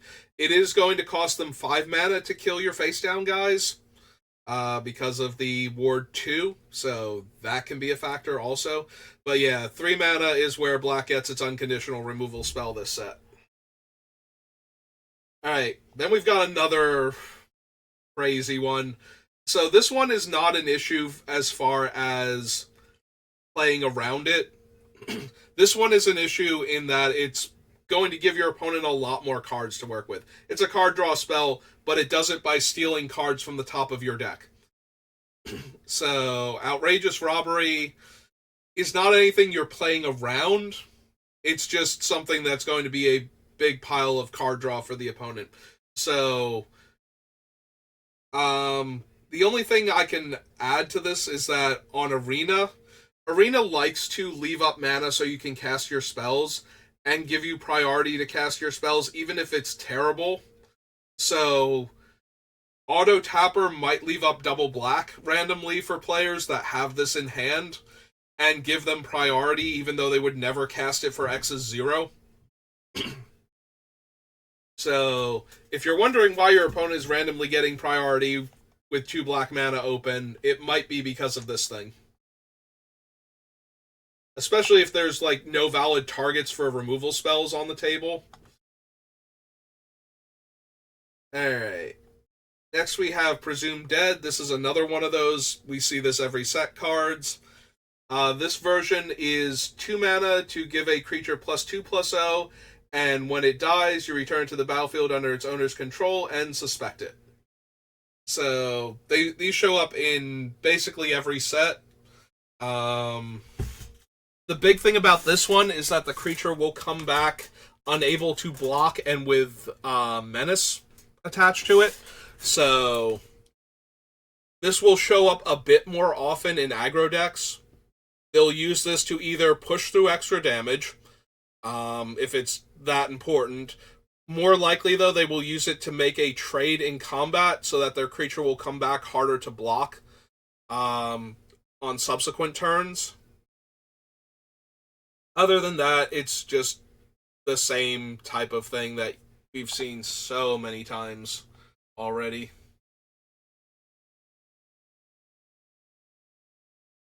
Alright, another removal spell, and also has the can't be countered text, so it doesn't cost any extra mana to kill the disguised creatures. This one's more mana intensive. That's about it. So, it is also a common, so we have Murder, and we have this thing, and then we have the kill a smaller creature, the long goodbye, and then we have the one that's coming up next. So black does have a lot of good targeted removal in this set. So that's going to be a thing. But we've already seen that there's a lot of different ways to protect your creatures also. So it'll be interesting to see how this format plays out. So our next one is an enchantment with flash. So black and 3, it's an enchantment, but it's not an aura. So when it comes into play, target creature gets -4/-4 until end of turn. This is not optional. If the opponent has the only creatures in play and this thing comes in, they have to give one of their creatures -4/-4. That shouldn't be an issue at any point in time, but it's somebody's going to mess up at some point in time because they wanted the other effect and they forgot to attack first and they accidentally killed their creature. So whenever one or more creature cards leave your graveyard, each opponent loses 1 life and you gain 1 life. This is for the gather evidence effects. Also, any of your reanimation effects will trigger this. But the main thing about this is it's a 4 mana instant speed removal spell, giving -4/-4. So it's like Flatten from Dragons of Tarkir. So it's got that going on, and then it leaves behind this enchantment that lets you drain your opponent. But for our purposes, it's a 4 mana, give a creature -4/-4. So another removal spell. So there's a whole host of removal spells at different casting costs with different abilities to kill things. Like how exactly they kill stuff, like what the criteria is, or whether or not they're unconditional removal. So black's very interesting in how much removal it actually has. Toxin Analysis. This is another one of those cards that shows up in a lot of sets. So 1 black instant, target creature gains Death Touch and Lifelink. 99% of the time, this is going to be my creature kills yours in combat, and then I get to investigate, because that is attached to the Toxin Analysis. These cards have seen intermittent play, and you might run into them on occasion.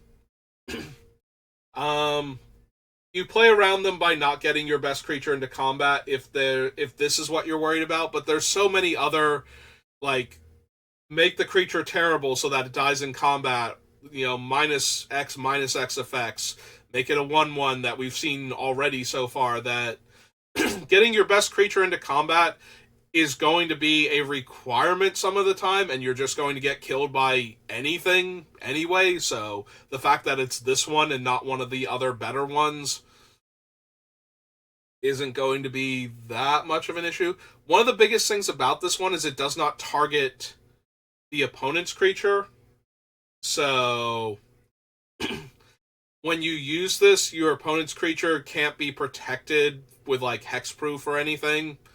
So that's kind of interesting. So you might have to worry about that on the other end. Like, if your ways of protecting your creature are like, oh, I can just give it hexproof, so they're, -X, or deal X damage, or make it a 1/1. None of those are going to work, and they play this thing instead. So just be aware of that when deciding. I'm going to be so hoarse after this. Some more water. Okay. Alright. Let's make it the rest of the way through. So, another red creature that wins combat. This one doesn't have the stats, it has the ability. So, double strike means that it's going to kill the other 2/2s in combat with it without dying necessarily. So, it also costs more than 4 mana to turn face up.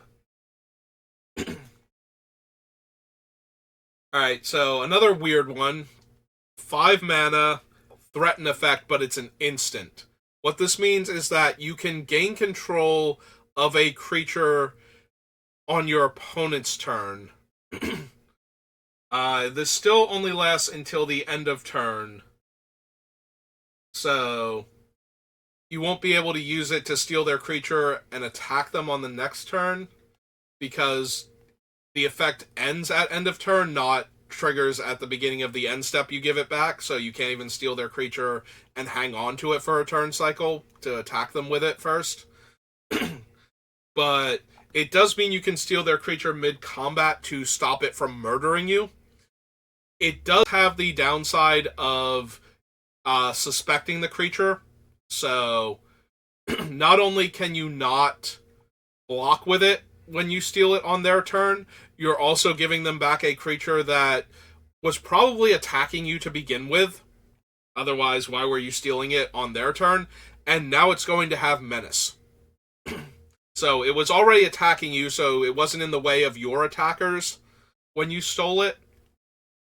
And you didn't steal it on your turn to attack them with it, so you stole it on their turn to stop you from dying from their creature, and now it's going to be a better attacker if you don't kill them on your next turn anyway. That being said, it's a way to steal their creature and attack them with it that also lets you steal it from them so you don't die to it, which is a weird thing to have access to in red. I have to believe that most of the time this thing is going to languish in sideboards because paying 5 mana for a threaten is not a good rate, even if it gives it menace. And the fact that it gives it menace for basically the rest of the game, and you're spending extra mana so that you have the option to steal it on their turn so they can't kill you with it, but you can't use it any other way.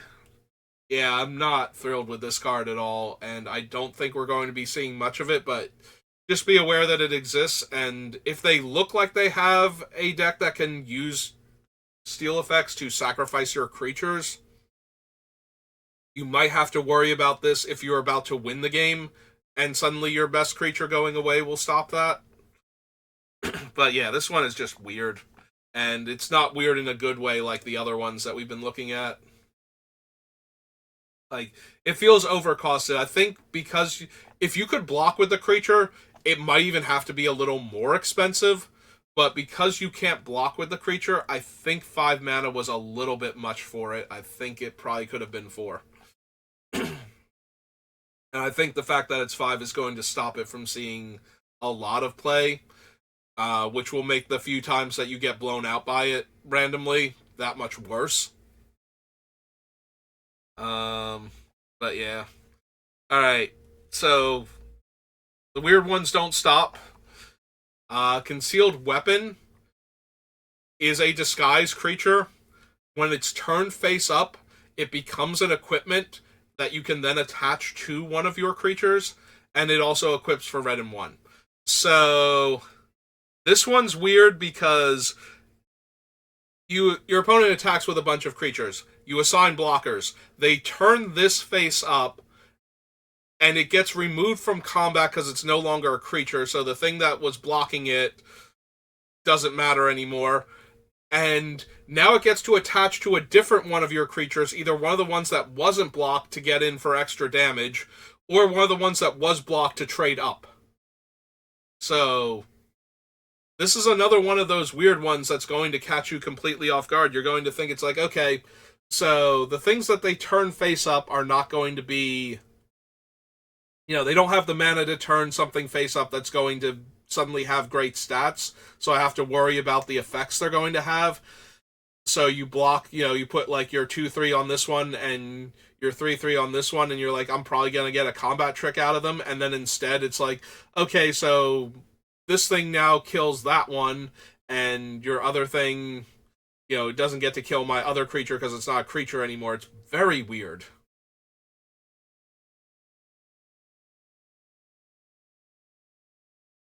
Like, you're still losing one of your better creatures for their 2/2, and now they have an equipment back instead of a, other creature that was going to die. So,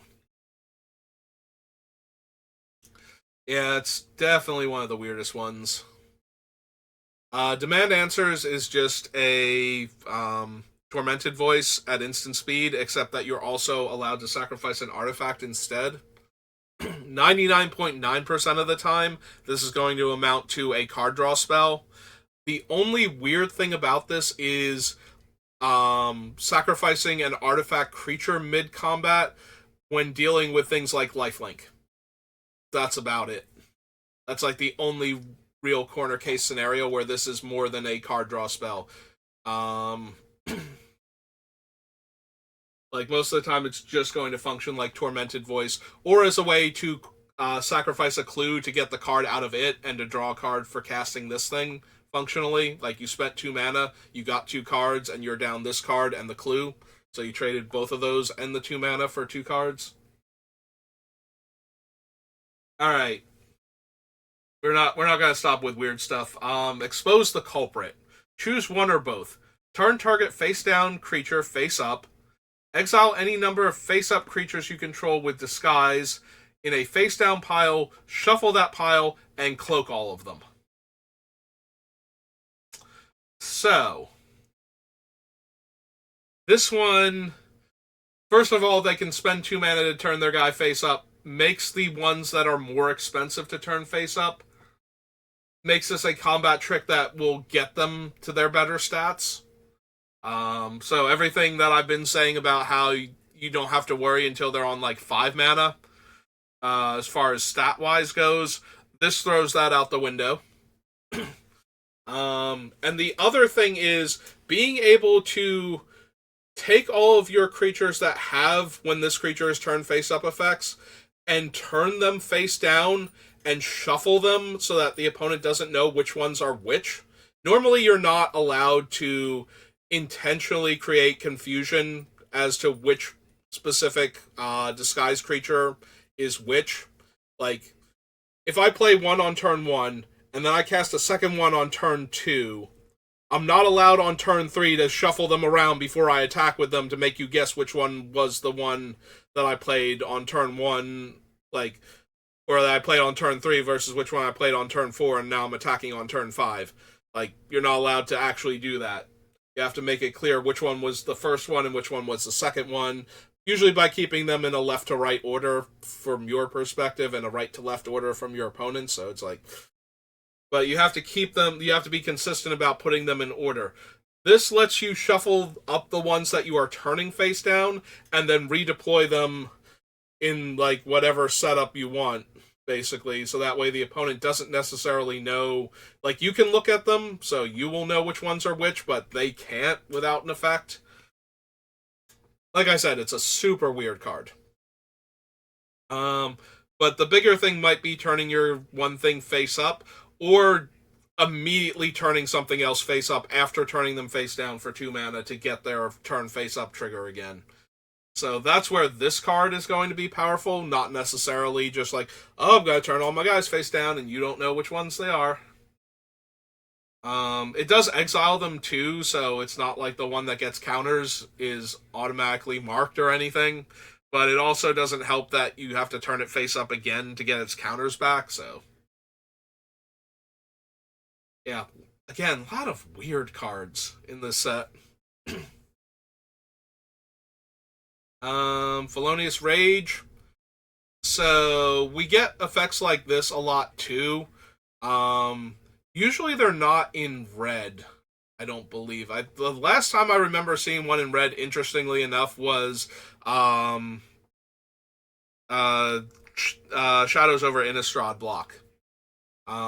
Where it buffed a creature, and then if the creature died that turn, you got like the 3/2 Eldrazi token. This one gives your creature +2/+0 and haste, and if it dies this turn, you get the 2/2 white-blue detective token. This is one of those ones where it lets you trade up with your 2/2 and then give you a different 2/2 to replace it. So... like, you can attack your 2/2 into their 4/4, and if they block, then you trade this one card for their 4/4, and you still have a 2/2. It might not be as good of a 2/2 as the one that you just lost. Like, your other guy might have had other text on him, but it's still trading, like, a 2/2 for a 4/4 or a 3/3 for a 5/5 or something. That being said, it's very underwhelming. You will see this card, though, early on. Ideally, you want to do the same thing where I said you want to make them use their trick early. Like, you want them to use this on their 2/2 against your 2/2, so that way they get a 2/2 out of it. They're basically spending 1 mana to make another 2/2 because the two of you traded. In that scenario, which is way better than letting them use it later on to make their 2/2 trade with your 4/4. So, that is how I try to make cards like this less impactful. It's going to be rough in this set, though, depending on their colors, because there are a few things that are permanent effects that buff up creatures, so... Yeah, this guy has a high cost to turn face up, but that's because he's a card draw spell, not because he actually gets better stats. Alright, so 2 mana, 3 damage, burn spell. Only to creatures. The caster has drawn 2 or more cards, so if they cracked a clue this turn, and it's their turn, or 2 clues, or cast another effect to draw 2 cards, deals 5 damage to that creature instead. So, unless you're sitting on a 6+ toughness creature, or they don't have any way to draw extra cards, they're usually not going to be able to kill your much larger creature with this. So you'll be able to see that part of it coming at least.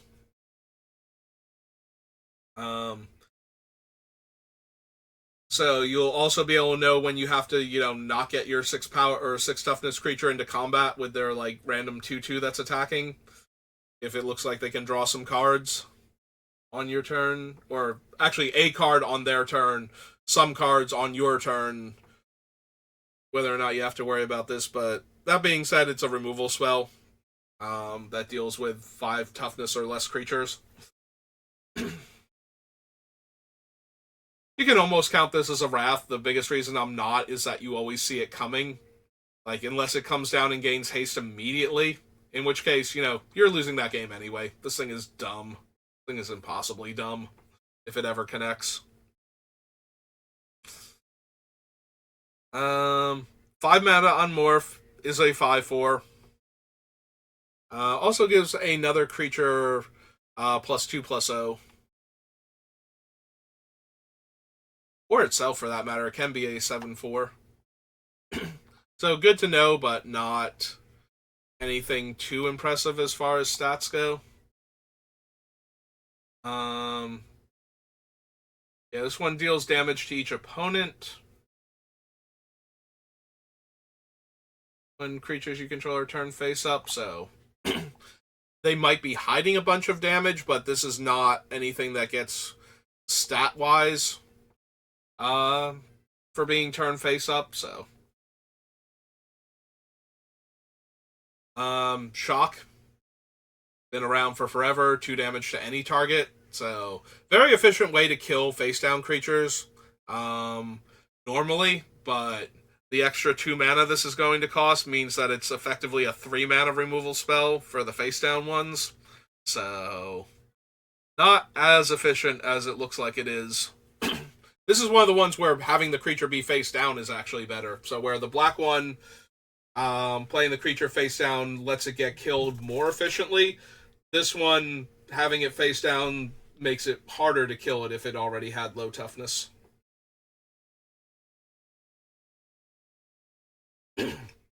Alright, Detonation is the can't be countered one from red. Oh no, it's a sorcery. Never mind, we don't have to go over that one. It just can't be countered. I was mentioning it before with the other ones, because I knew it was in here. I forgot that this one was a sorcery, though. Alright, so 3 mana, +3/+0, gains first strike, investigate.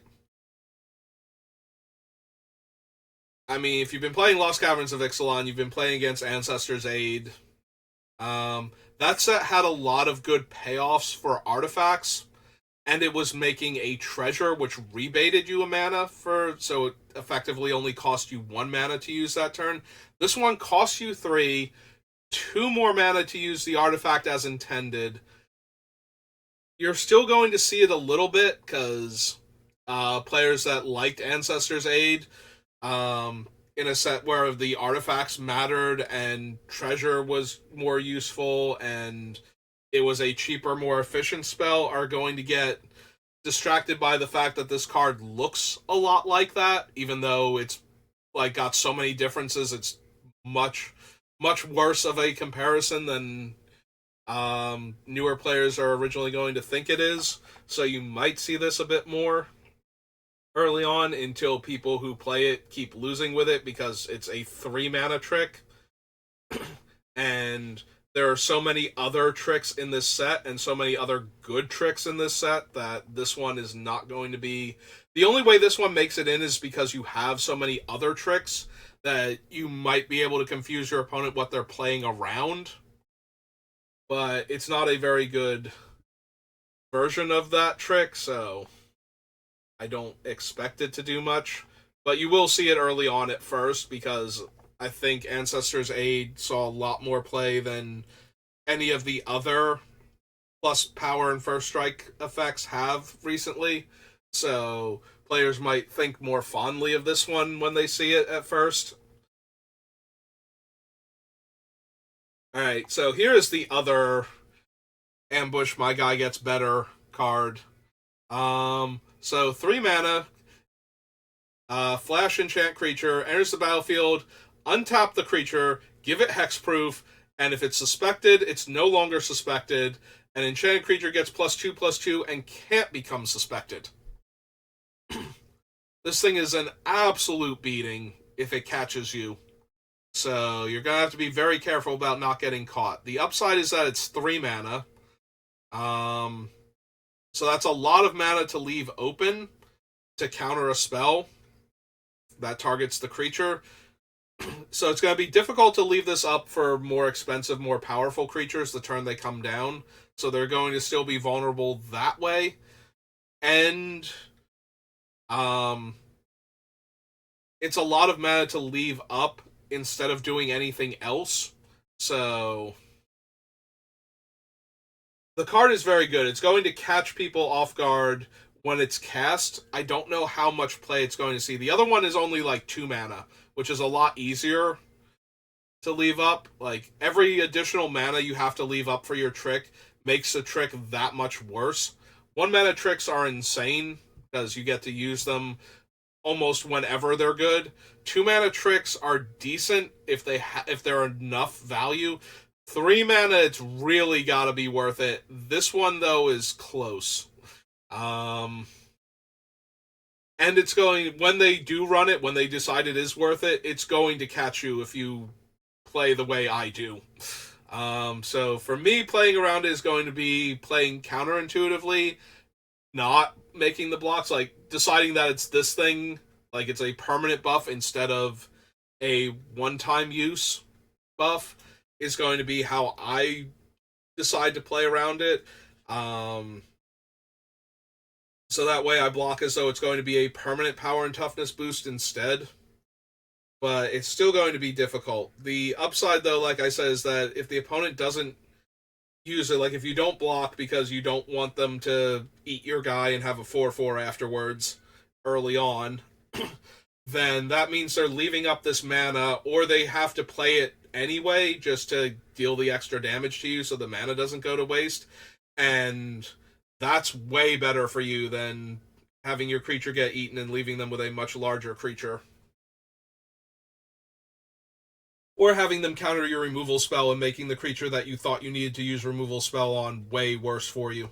Like, both of those are nightmare scenarios with this thing, which is why you're going to run into it, but it's 3 mana, and that is really hard to just leave up all the time for that blowout potential. So if you can make them waste the mana, or make them just use it as a, okay, this creature just has +2/+2 for the rest of the game, then you're doing way better than if you let them actually use it as intended. Alright, so Archdruid's Charm is a... basically, it's starting a cycle, effectively. So, or continuing a cycle, because we already had Archmage's Charm from one of the Modern Horizon sets. So this is Archdruid's Charm. Also costs 3 green mana, also is an instant, also does 3 things that green spells do. The caster chooses one. The first mode has no surprise value. It gets a land or a creature from their deck. The land goes into play, the creature goes into their hand. So, in that regard, it's not really doing anything in limited that you have to worry about. The other 2 modes are where it gets interesting. So, mode number 2 is put a +1/+1 counter on a creature, and then it punches a creature you don't control. And mode 3 is exile target artifact or enchantment. So, this thing is very hard to cast outside of a very dedicated green deck. Once your opponent has met the mana requirements to be able to cast it, though, like once their deck is like super heavy green, like 10 to 12 green sources most likely, that's where this thing is going to become an issue. Because when they're holding up 3 green, that means they can kill one of your creatures if it's within range of their best creature with a counter on it, or they can remove one of your artifacts or enchantments. That falls into, so it basically falls into a similar category to that white card with the chess pieces on it. That's white and 2, kill a large creature or an artifact or an enchantment. This thing is doing that with other utility built into it. So the main thing about this is it's triple green, so you'll know when your opponent can cast it, and if they're that dedicated to green, they probably have something like this at that point in their deck. So you'll have an easier time being able to tell when it's coming. So if it would be a massive blowout for them to have it, you'll be able to anticipate it at least. Whereas other cards of similar nature, you wouldn't be able to tell if it's this one or something else. That doesn't necessarily mean they have it, but if they're that heavy green, this is one of the reasons why they might be that heavy green. They might have just decided they'd rather be able to cast this than put in a couple of decent cards from another color and make their mana base a little wonkier. So, hey, this is a 4/5, costs 5 mana to turn face up, and it forces a creature to block this turn if able. So that one's not really a huge deal. Like them turning it face up. Normally, the problem with an opponent turning it face up is now it gets to block something that it wouldn't, or it gets to eat something in combat, either attacking or blocking. So if they have to turn it face up to force the block anyway, then it's not really much of a surprise anymore. This one costs a bunch of mana to turn face up because it might be more than a 2/2 by the time you turn it face up. Like if it was only 3 mana, you could have 3 forests in play and it could turn into a 3/3, so they made it 5 mana to turn face up. Also, you get to get the lands when you turn it face up as an added bonus, just in case it was too small otherwise. Alright, so we basically just had this. +3/+3 and trample for 2 mana and instant speed.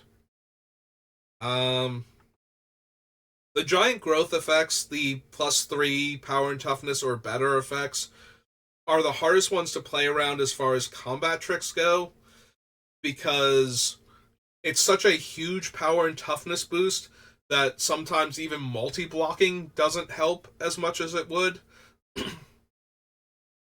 And it lets your opponent kill more of your stuff. The biggest thing to be aware about, though, with this one is that it gives trample. So you do have to be aware that if one of your opponent's largest creatures could suddenly gain trample, would you die? And if the answer is yes, but not if you block in a different way, then you have to at least consider that block. And then you have to ask yourself, can you win the game if you have to block like this and they don't have it? Can you win the game if you have to block like this and they do have it? And then go from there. But as far as winning combat, this thing basically wins every combat and does a couple extra points of damage. So just be aware of its existence and just know when you can't afford to block it and when you can. You know, like to force them to use it.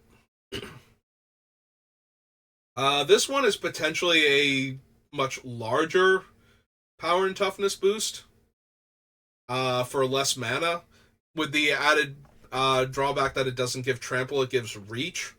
But this one is actually potentially very scary. There are a bunch of token makers in this set in all of the colors, so this thing has the real potential to be a large power and toughness boost for only 1 mana. So this one you also have to be aware of, just like Fanatical Strength, but this one it's less about if it suddenly gained trample and more about if it suddenly gained power and toughness equal to the number of creatures they control. Because that one is definitely going to do... It's a lot more likely to kill an opponent than this one is, especially in the decks that want to run it because they're already going wide, so it's a lot harder to block everything. And the one that gets through might be the one that just does lethal damage because of all the other ones existing. Whereas this one rewards you for being tall, like one huge attacker. They go for the chump block, and suddenly it's lethal because it gained trample. 4 mana, 4/4, or spend a whole bunch of mana to have it be a 5/5, and creatures you control gain trample until end of turn. So this one is more the ambush factor of mid combat overrun. Um, and that's another thing that's incredibly hard to play around. Like, even if you knew this was coming, how do you block properly when they're going to gain trample is the issue. Um, it's pretty easy to block if the trample is not a factor. Like, if your life total is high enough, you block the same way you do for the +2/+1. In that regard, it's not that difficult. The difficult thing is all of a sudden everything gaining trample and an extra power. Is that just because you block properly to kill all of their stuff and not lose your guys doesn't mean you're not going to take so much trample damage that it's still an issue. Yeah, if you're low on life and they can do this, you probably don't have good blocks, but if you're at a decent enough life total, then just be aware that it's a lot like blocking with the +2/+1 trick.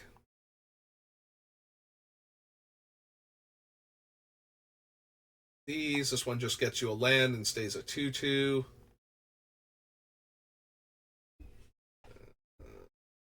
Those.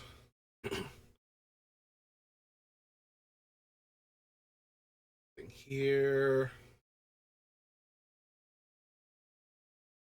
This one's just a naturalize when you turn it face up. It's also a 5/5, but it's 6 mana to turn face up, so it falls in the same category as the other ones that we were looking at, where it's just a big creature afterwards. So once they get to this amount of mana, you know that their creature can be this big if they haven't turned it face up already.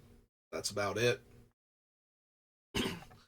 Assassin's Trophy, just excellent removal spell.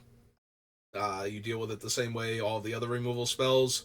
You hope they don't kill your best creature, and that you get to play it after they've felt the need to use that removal spell.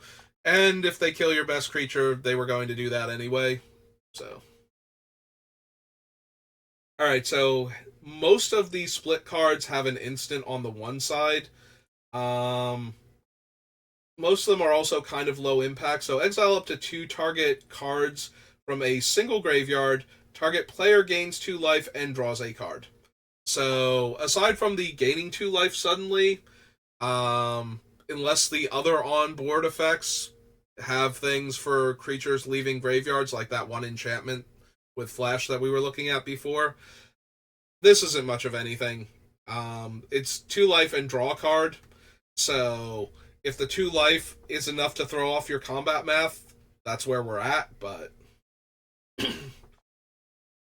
that's the only way this thing is actually going to be relevant in the middle of combat, as opposed to just being a card draw spell or a way to interact with the graveyard at instant speed to try and reduce the ability to collect evidence on future turns.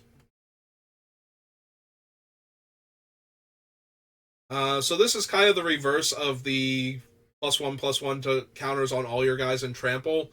This one gets +1/+1 counters for each of your other creatures.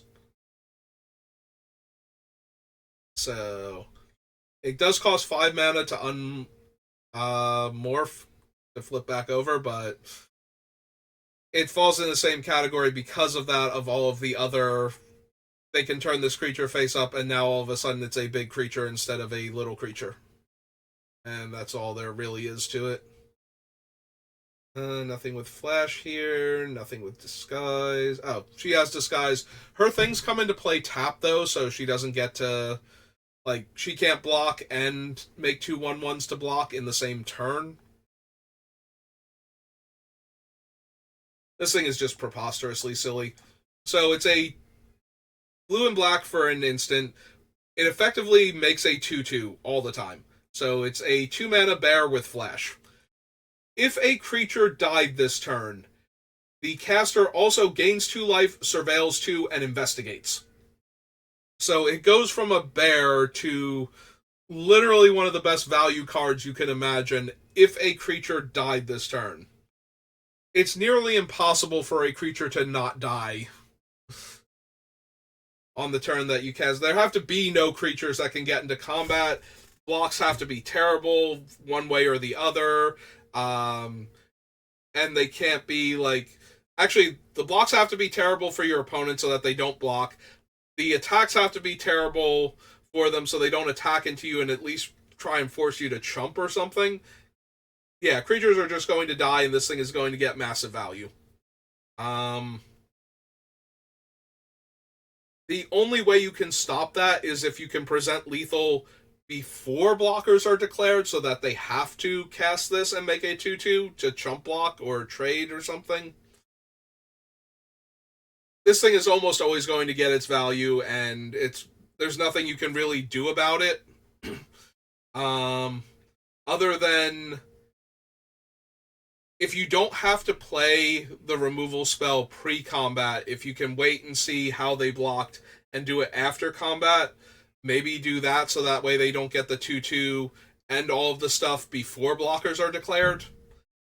But that's not going to come up that often. Usually it's better to get the potential blocker out of the way. But yeah, Drag the Canal is just absolutely silly. But it's not insanely powerful, it's just incredible value for 2 mana. Like, it's going to be so easy to make the 2/2 and do all the other things. Possibly even on turn 2, depending on your smaller creatures. Alright, so Flotsam is the instant side. It mills 3 cards and investigates. Does absolutely nothing to mess with combat. Fuss, on the other hand, put a 1/1 counter on each attacking creature you control. You play around this the same way you play around the +2/+1. You don't let them just win combat with it. Especially not this one, because then their creatures are better forever if they survive.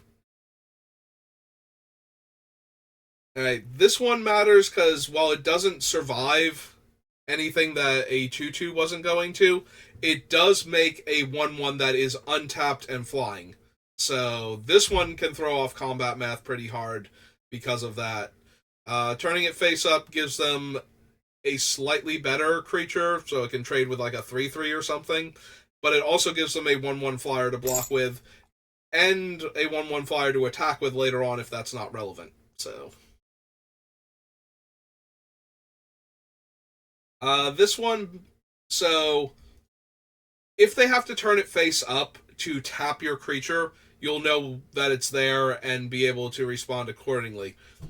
If they turn it face up mid-combat, though, to untap their potential blocker, that's where this one is going to surprise you and get to kill one of your creatures. So the Granite Witness is not the problem. The other creatures around it that are tapped are the problem.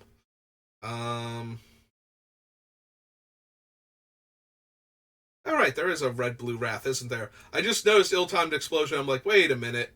That can potentially be a Wrath. I do have to talk about it. Alright, fine, there's a third Wrath. I always miss at least one card when doing this somehow. So that was almost the card. So good job, me, for talking for 2 hours straight. So, Hustle, the only reason that it matters that it's an instant is so it can force a creature to attack.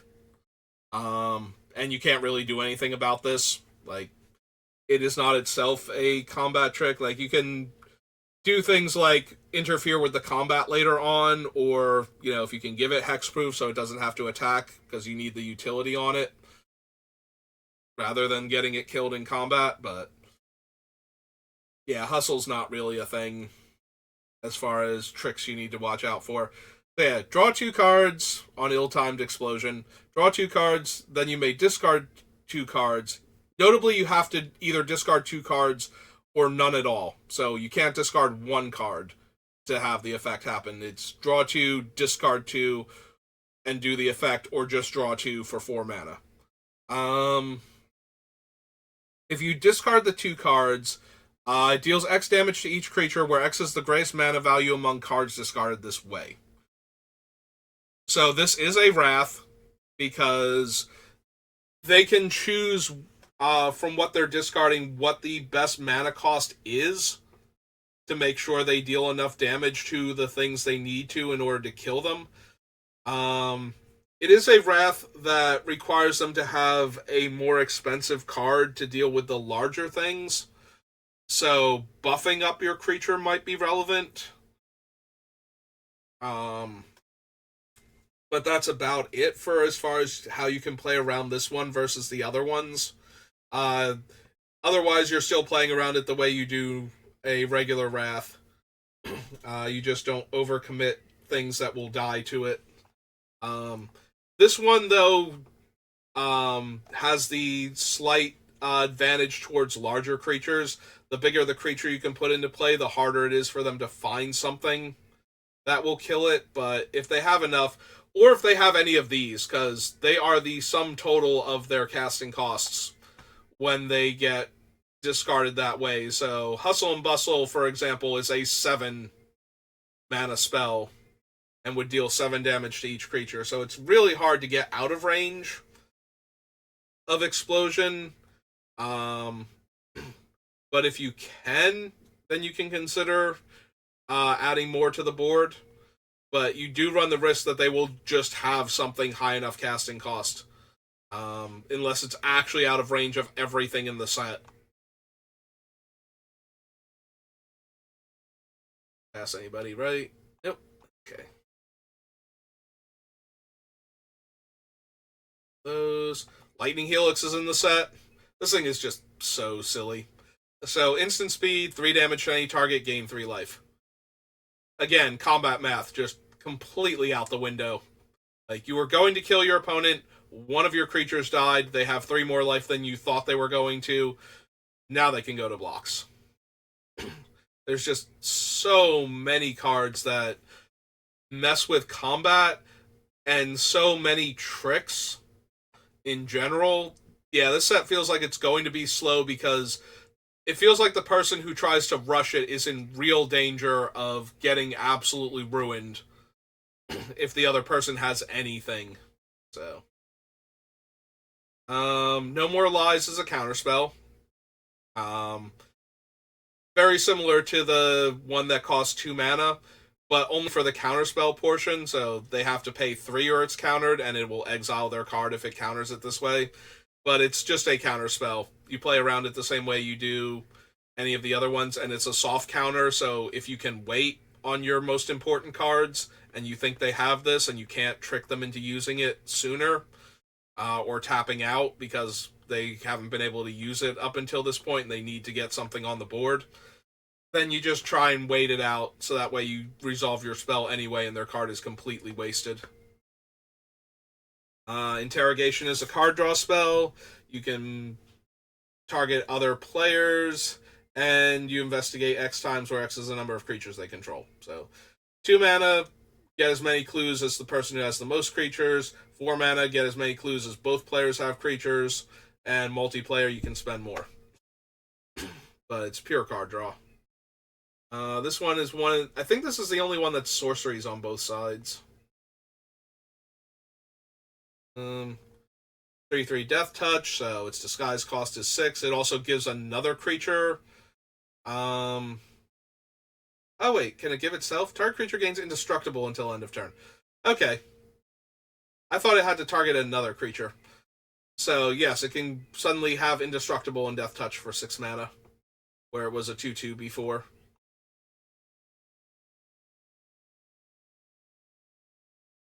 Alright.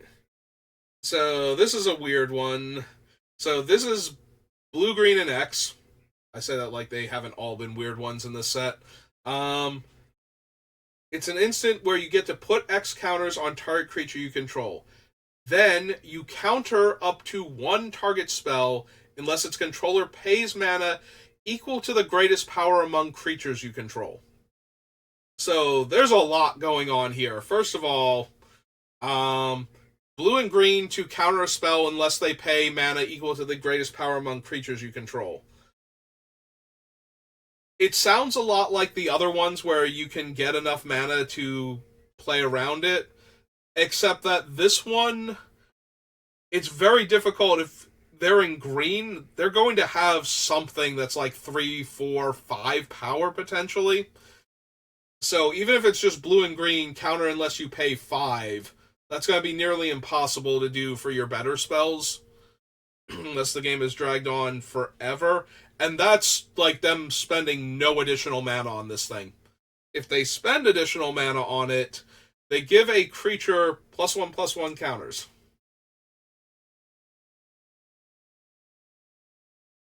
So they can't cast this if they have no creatures, but they wouldn't want to anyway because it does nothing on either end. But the fact that it can buff their creature, it can be a combat trick, it can be a counter spell, it can be both if you're trying to cast a spell during combat. This thing is silly. And it's really hard to play around because you normally you want to cast your combat tricks and everything once you know what your opponent is doing. Like, you attack with your guys, you wait till they block, you cast your spells then.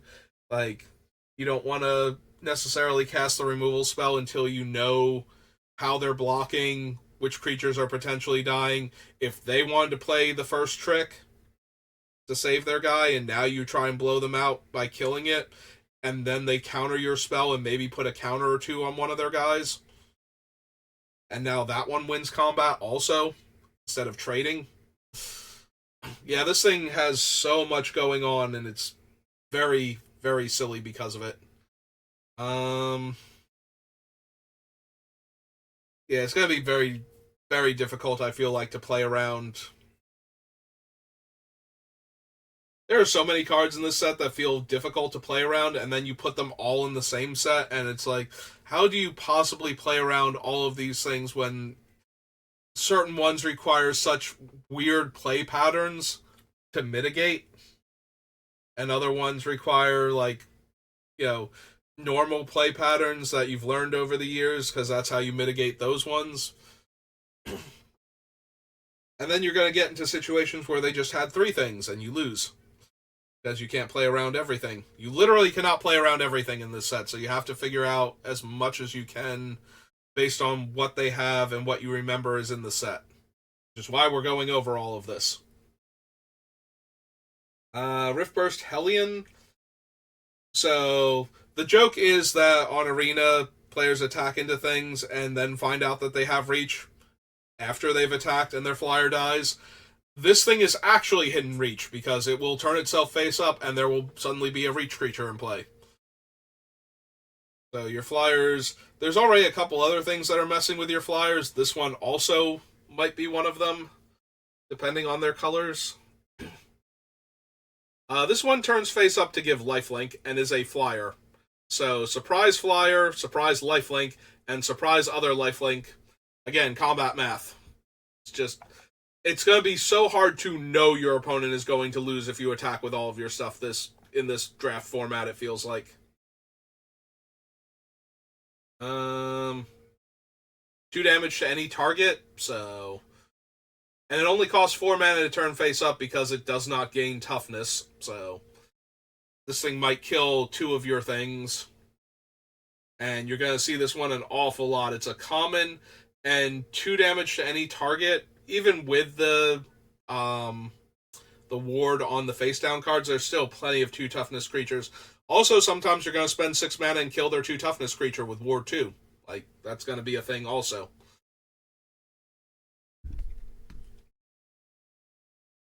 Let's see. Another super weird card. So, we've had tons of cards like this where you can sacrifice a creature and draw 2 cards for 2 mana. Now we're tacking on an extra mana and requiring that the creature has dealt damage this turn. In exchange for that, we get a 3rd card. Our opponents lose 3 life and we gain 3 life. So, this is one of those ones that corrects for combat damage math getting thrown off sometimes. In that now after combat, we sacrifice one of these surviving creatures. We draw 3 cards. Our opponent loses 3 life, and we gain 3 life. But that is about it for what this thing is doing. Past just being a way to draw cards and damage the opponent. Like, you attack with your little guy, they get worried about all the different combat tricks and whatnot. They take the damage. You sack your little guy, they lose 3, you gain 3, and you draw 3 cards. So, if you think it's this specifically, then you need to block their little guy coming at you.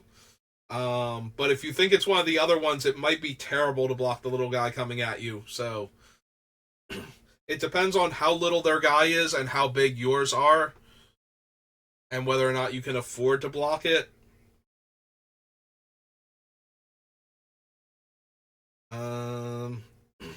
Urgent Necropsy is a removal spell. It's a very weird one, but it's a removal spell. It's also a mythic, so you won't see it as often as some of the other cheaper removal spells. And I believe that's it. I don't think there are any flash artifacts.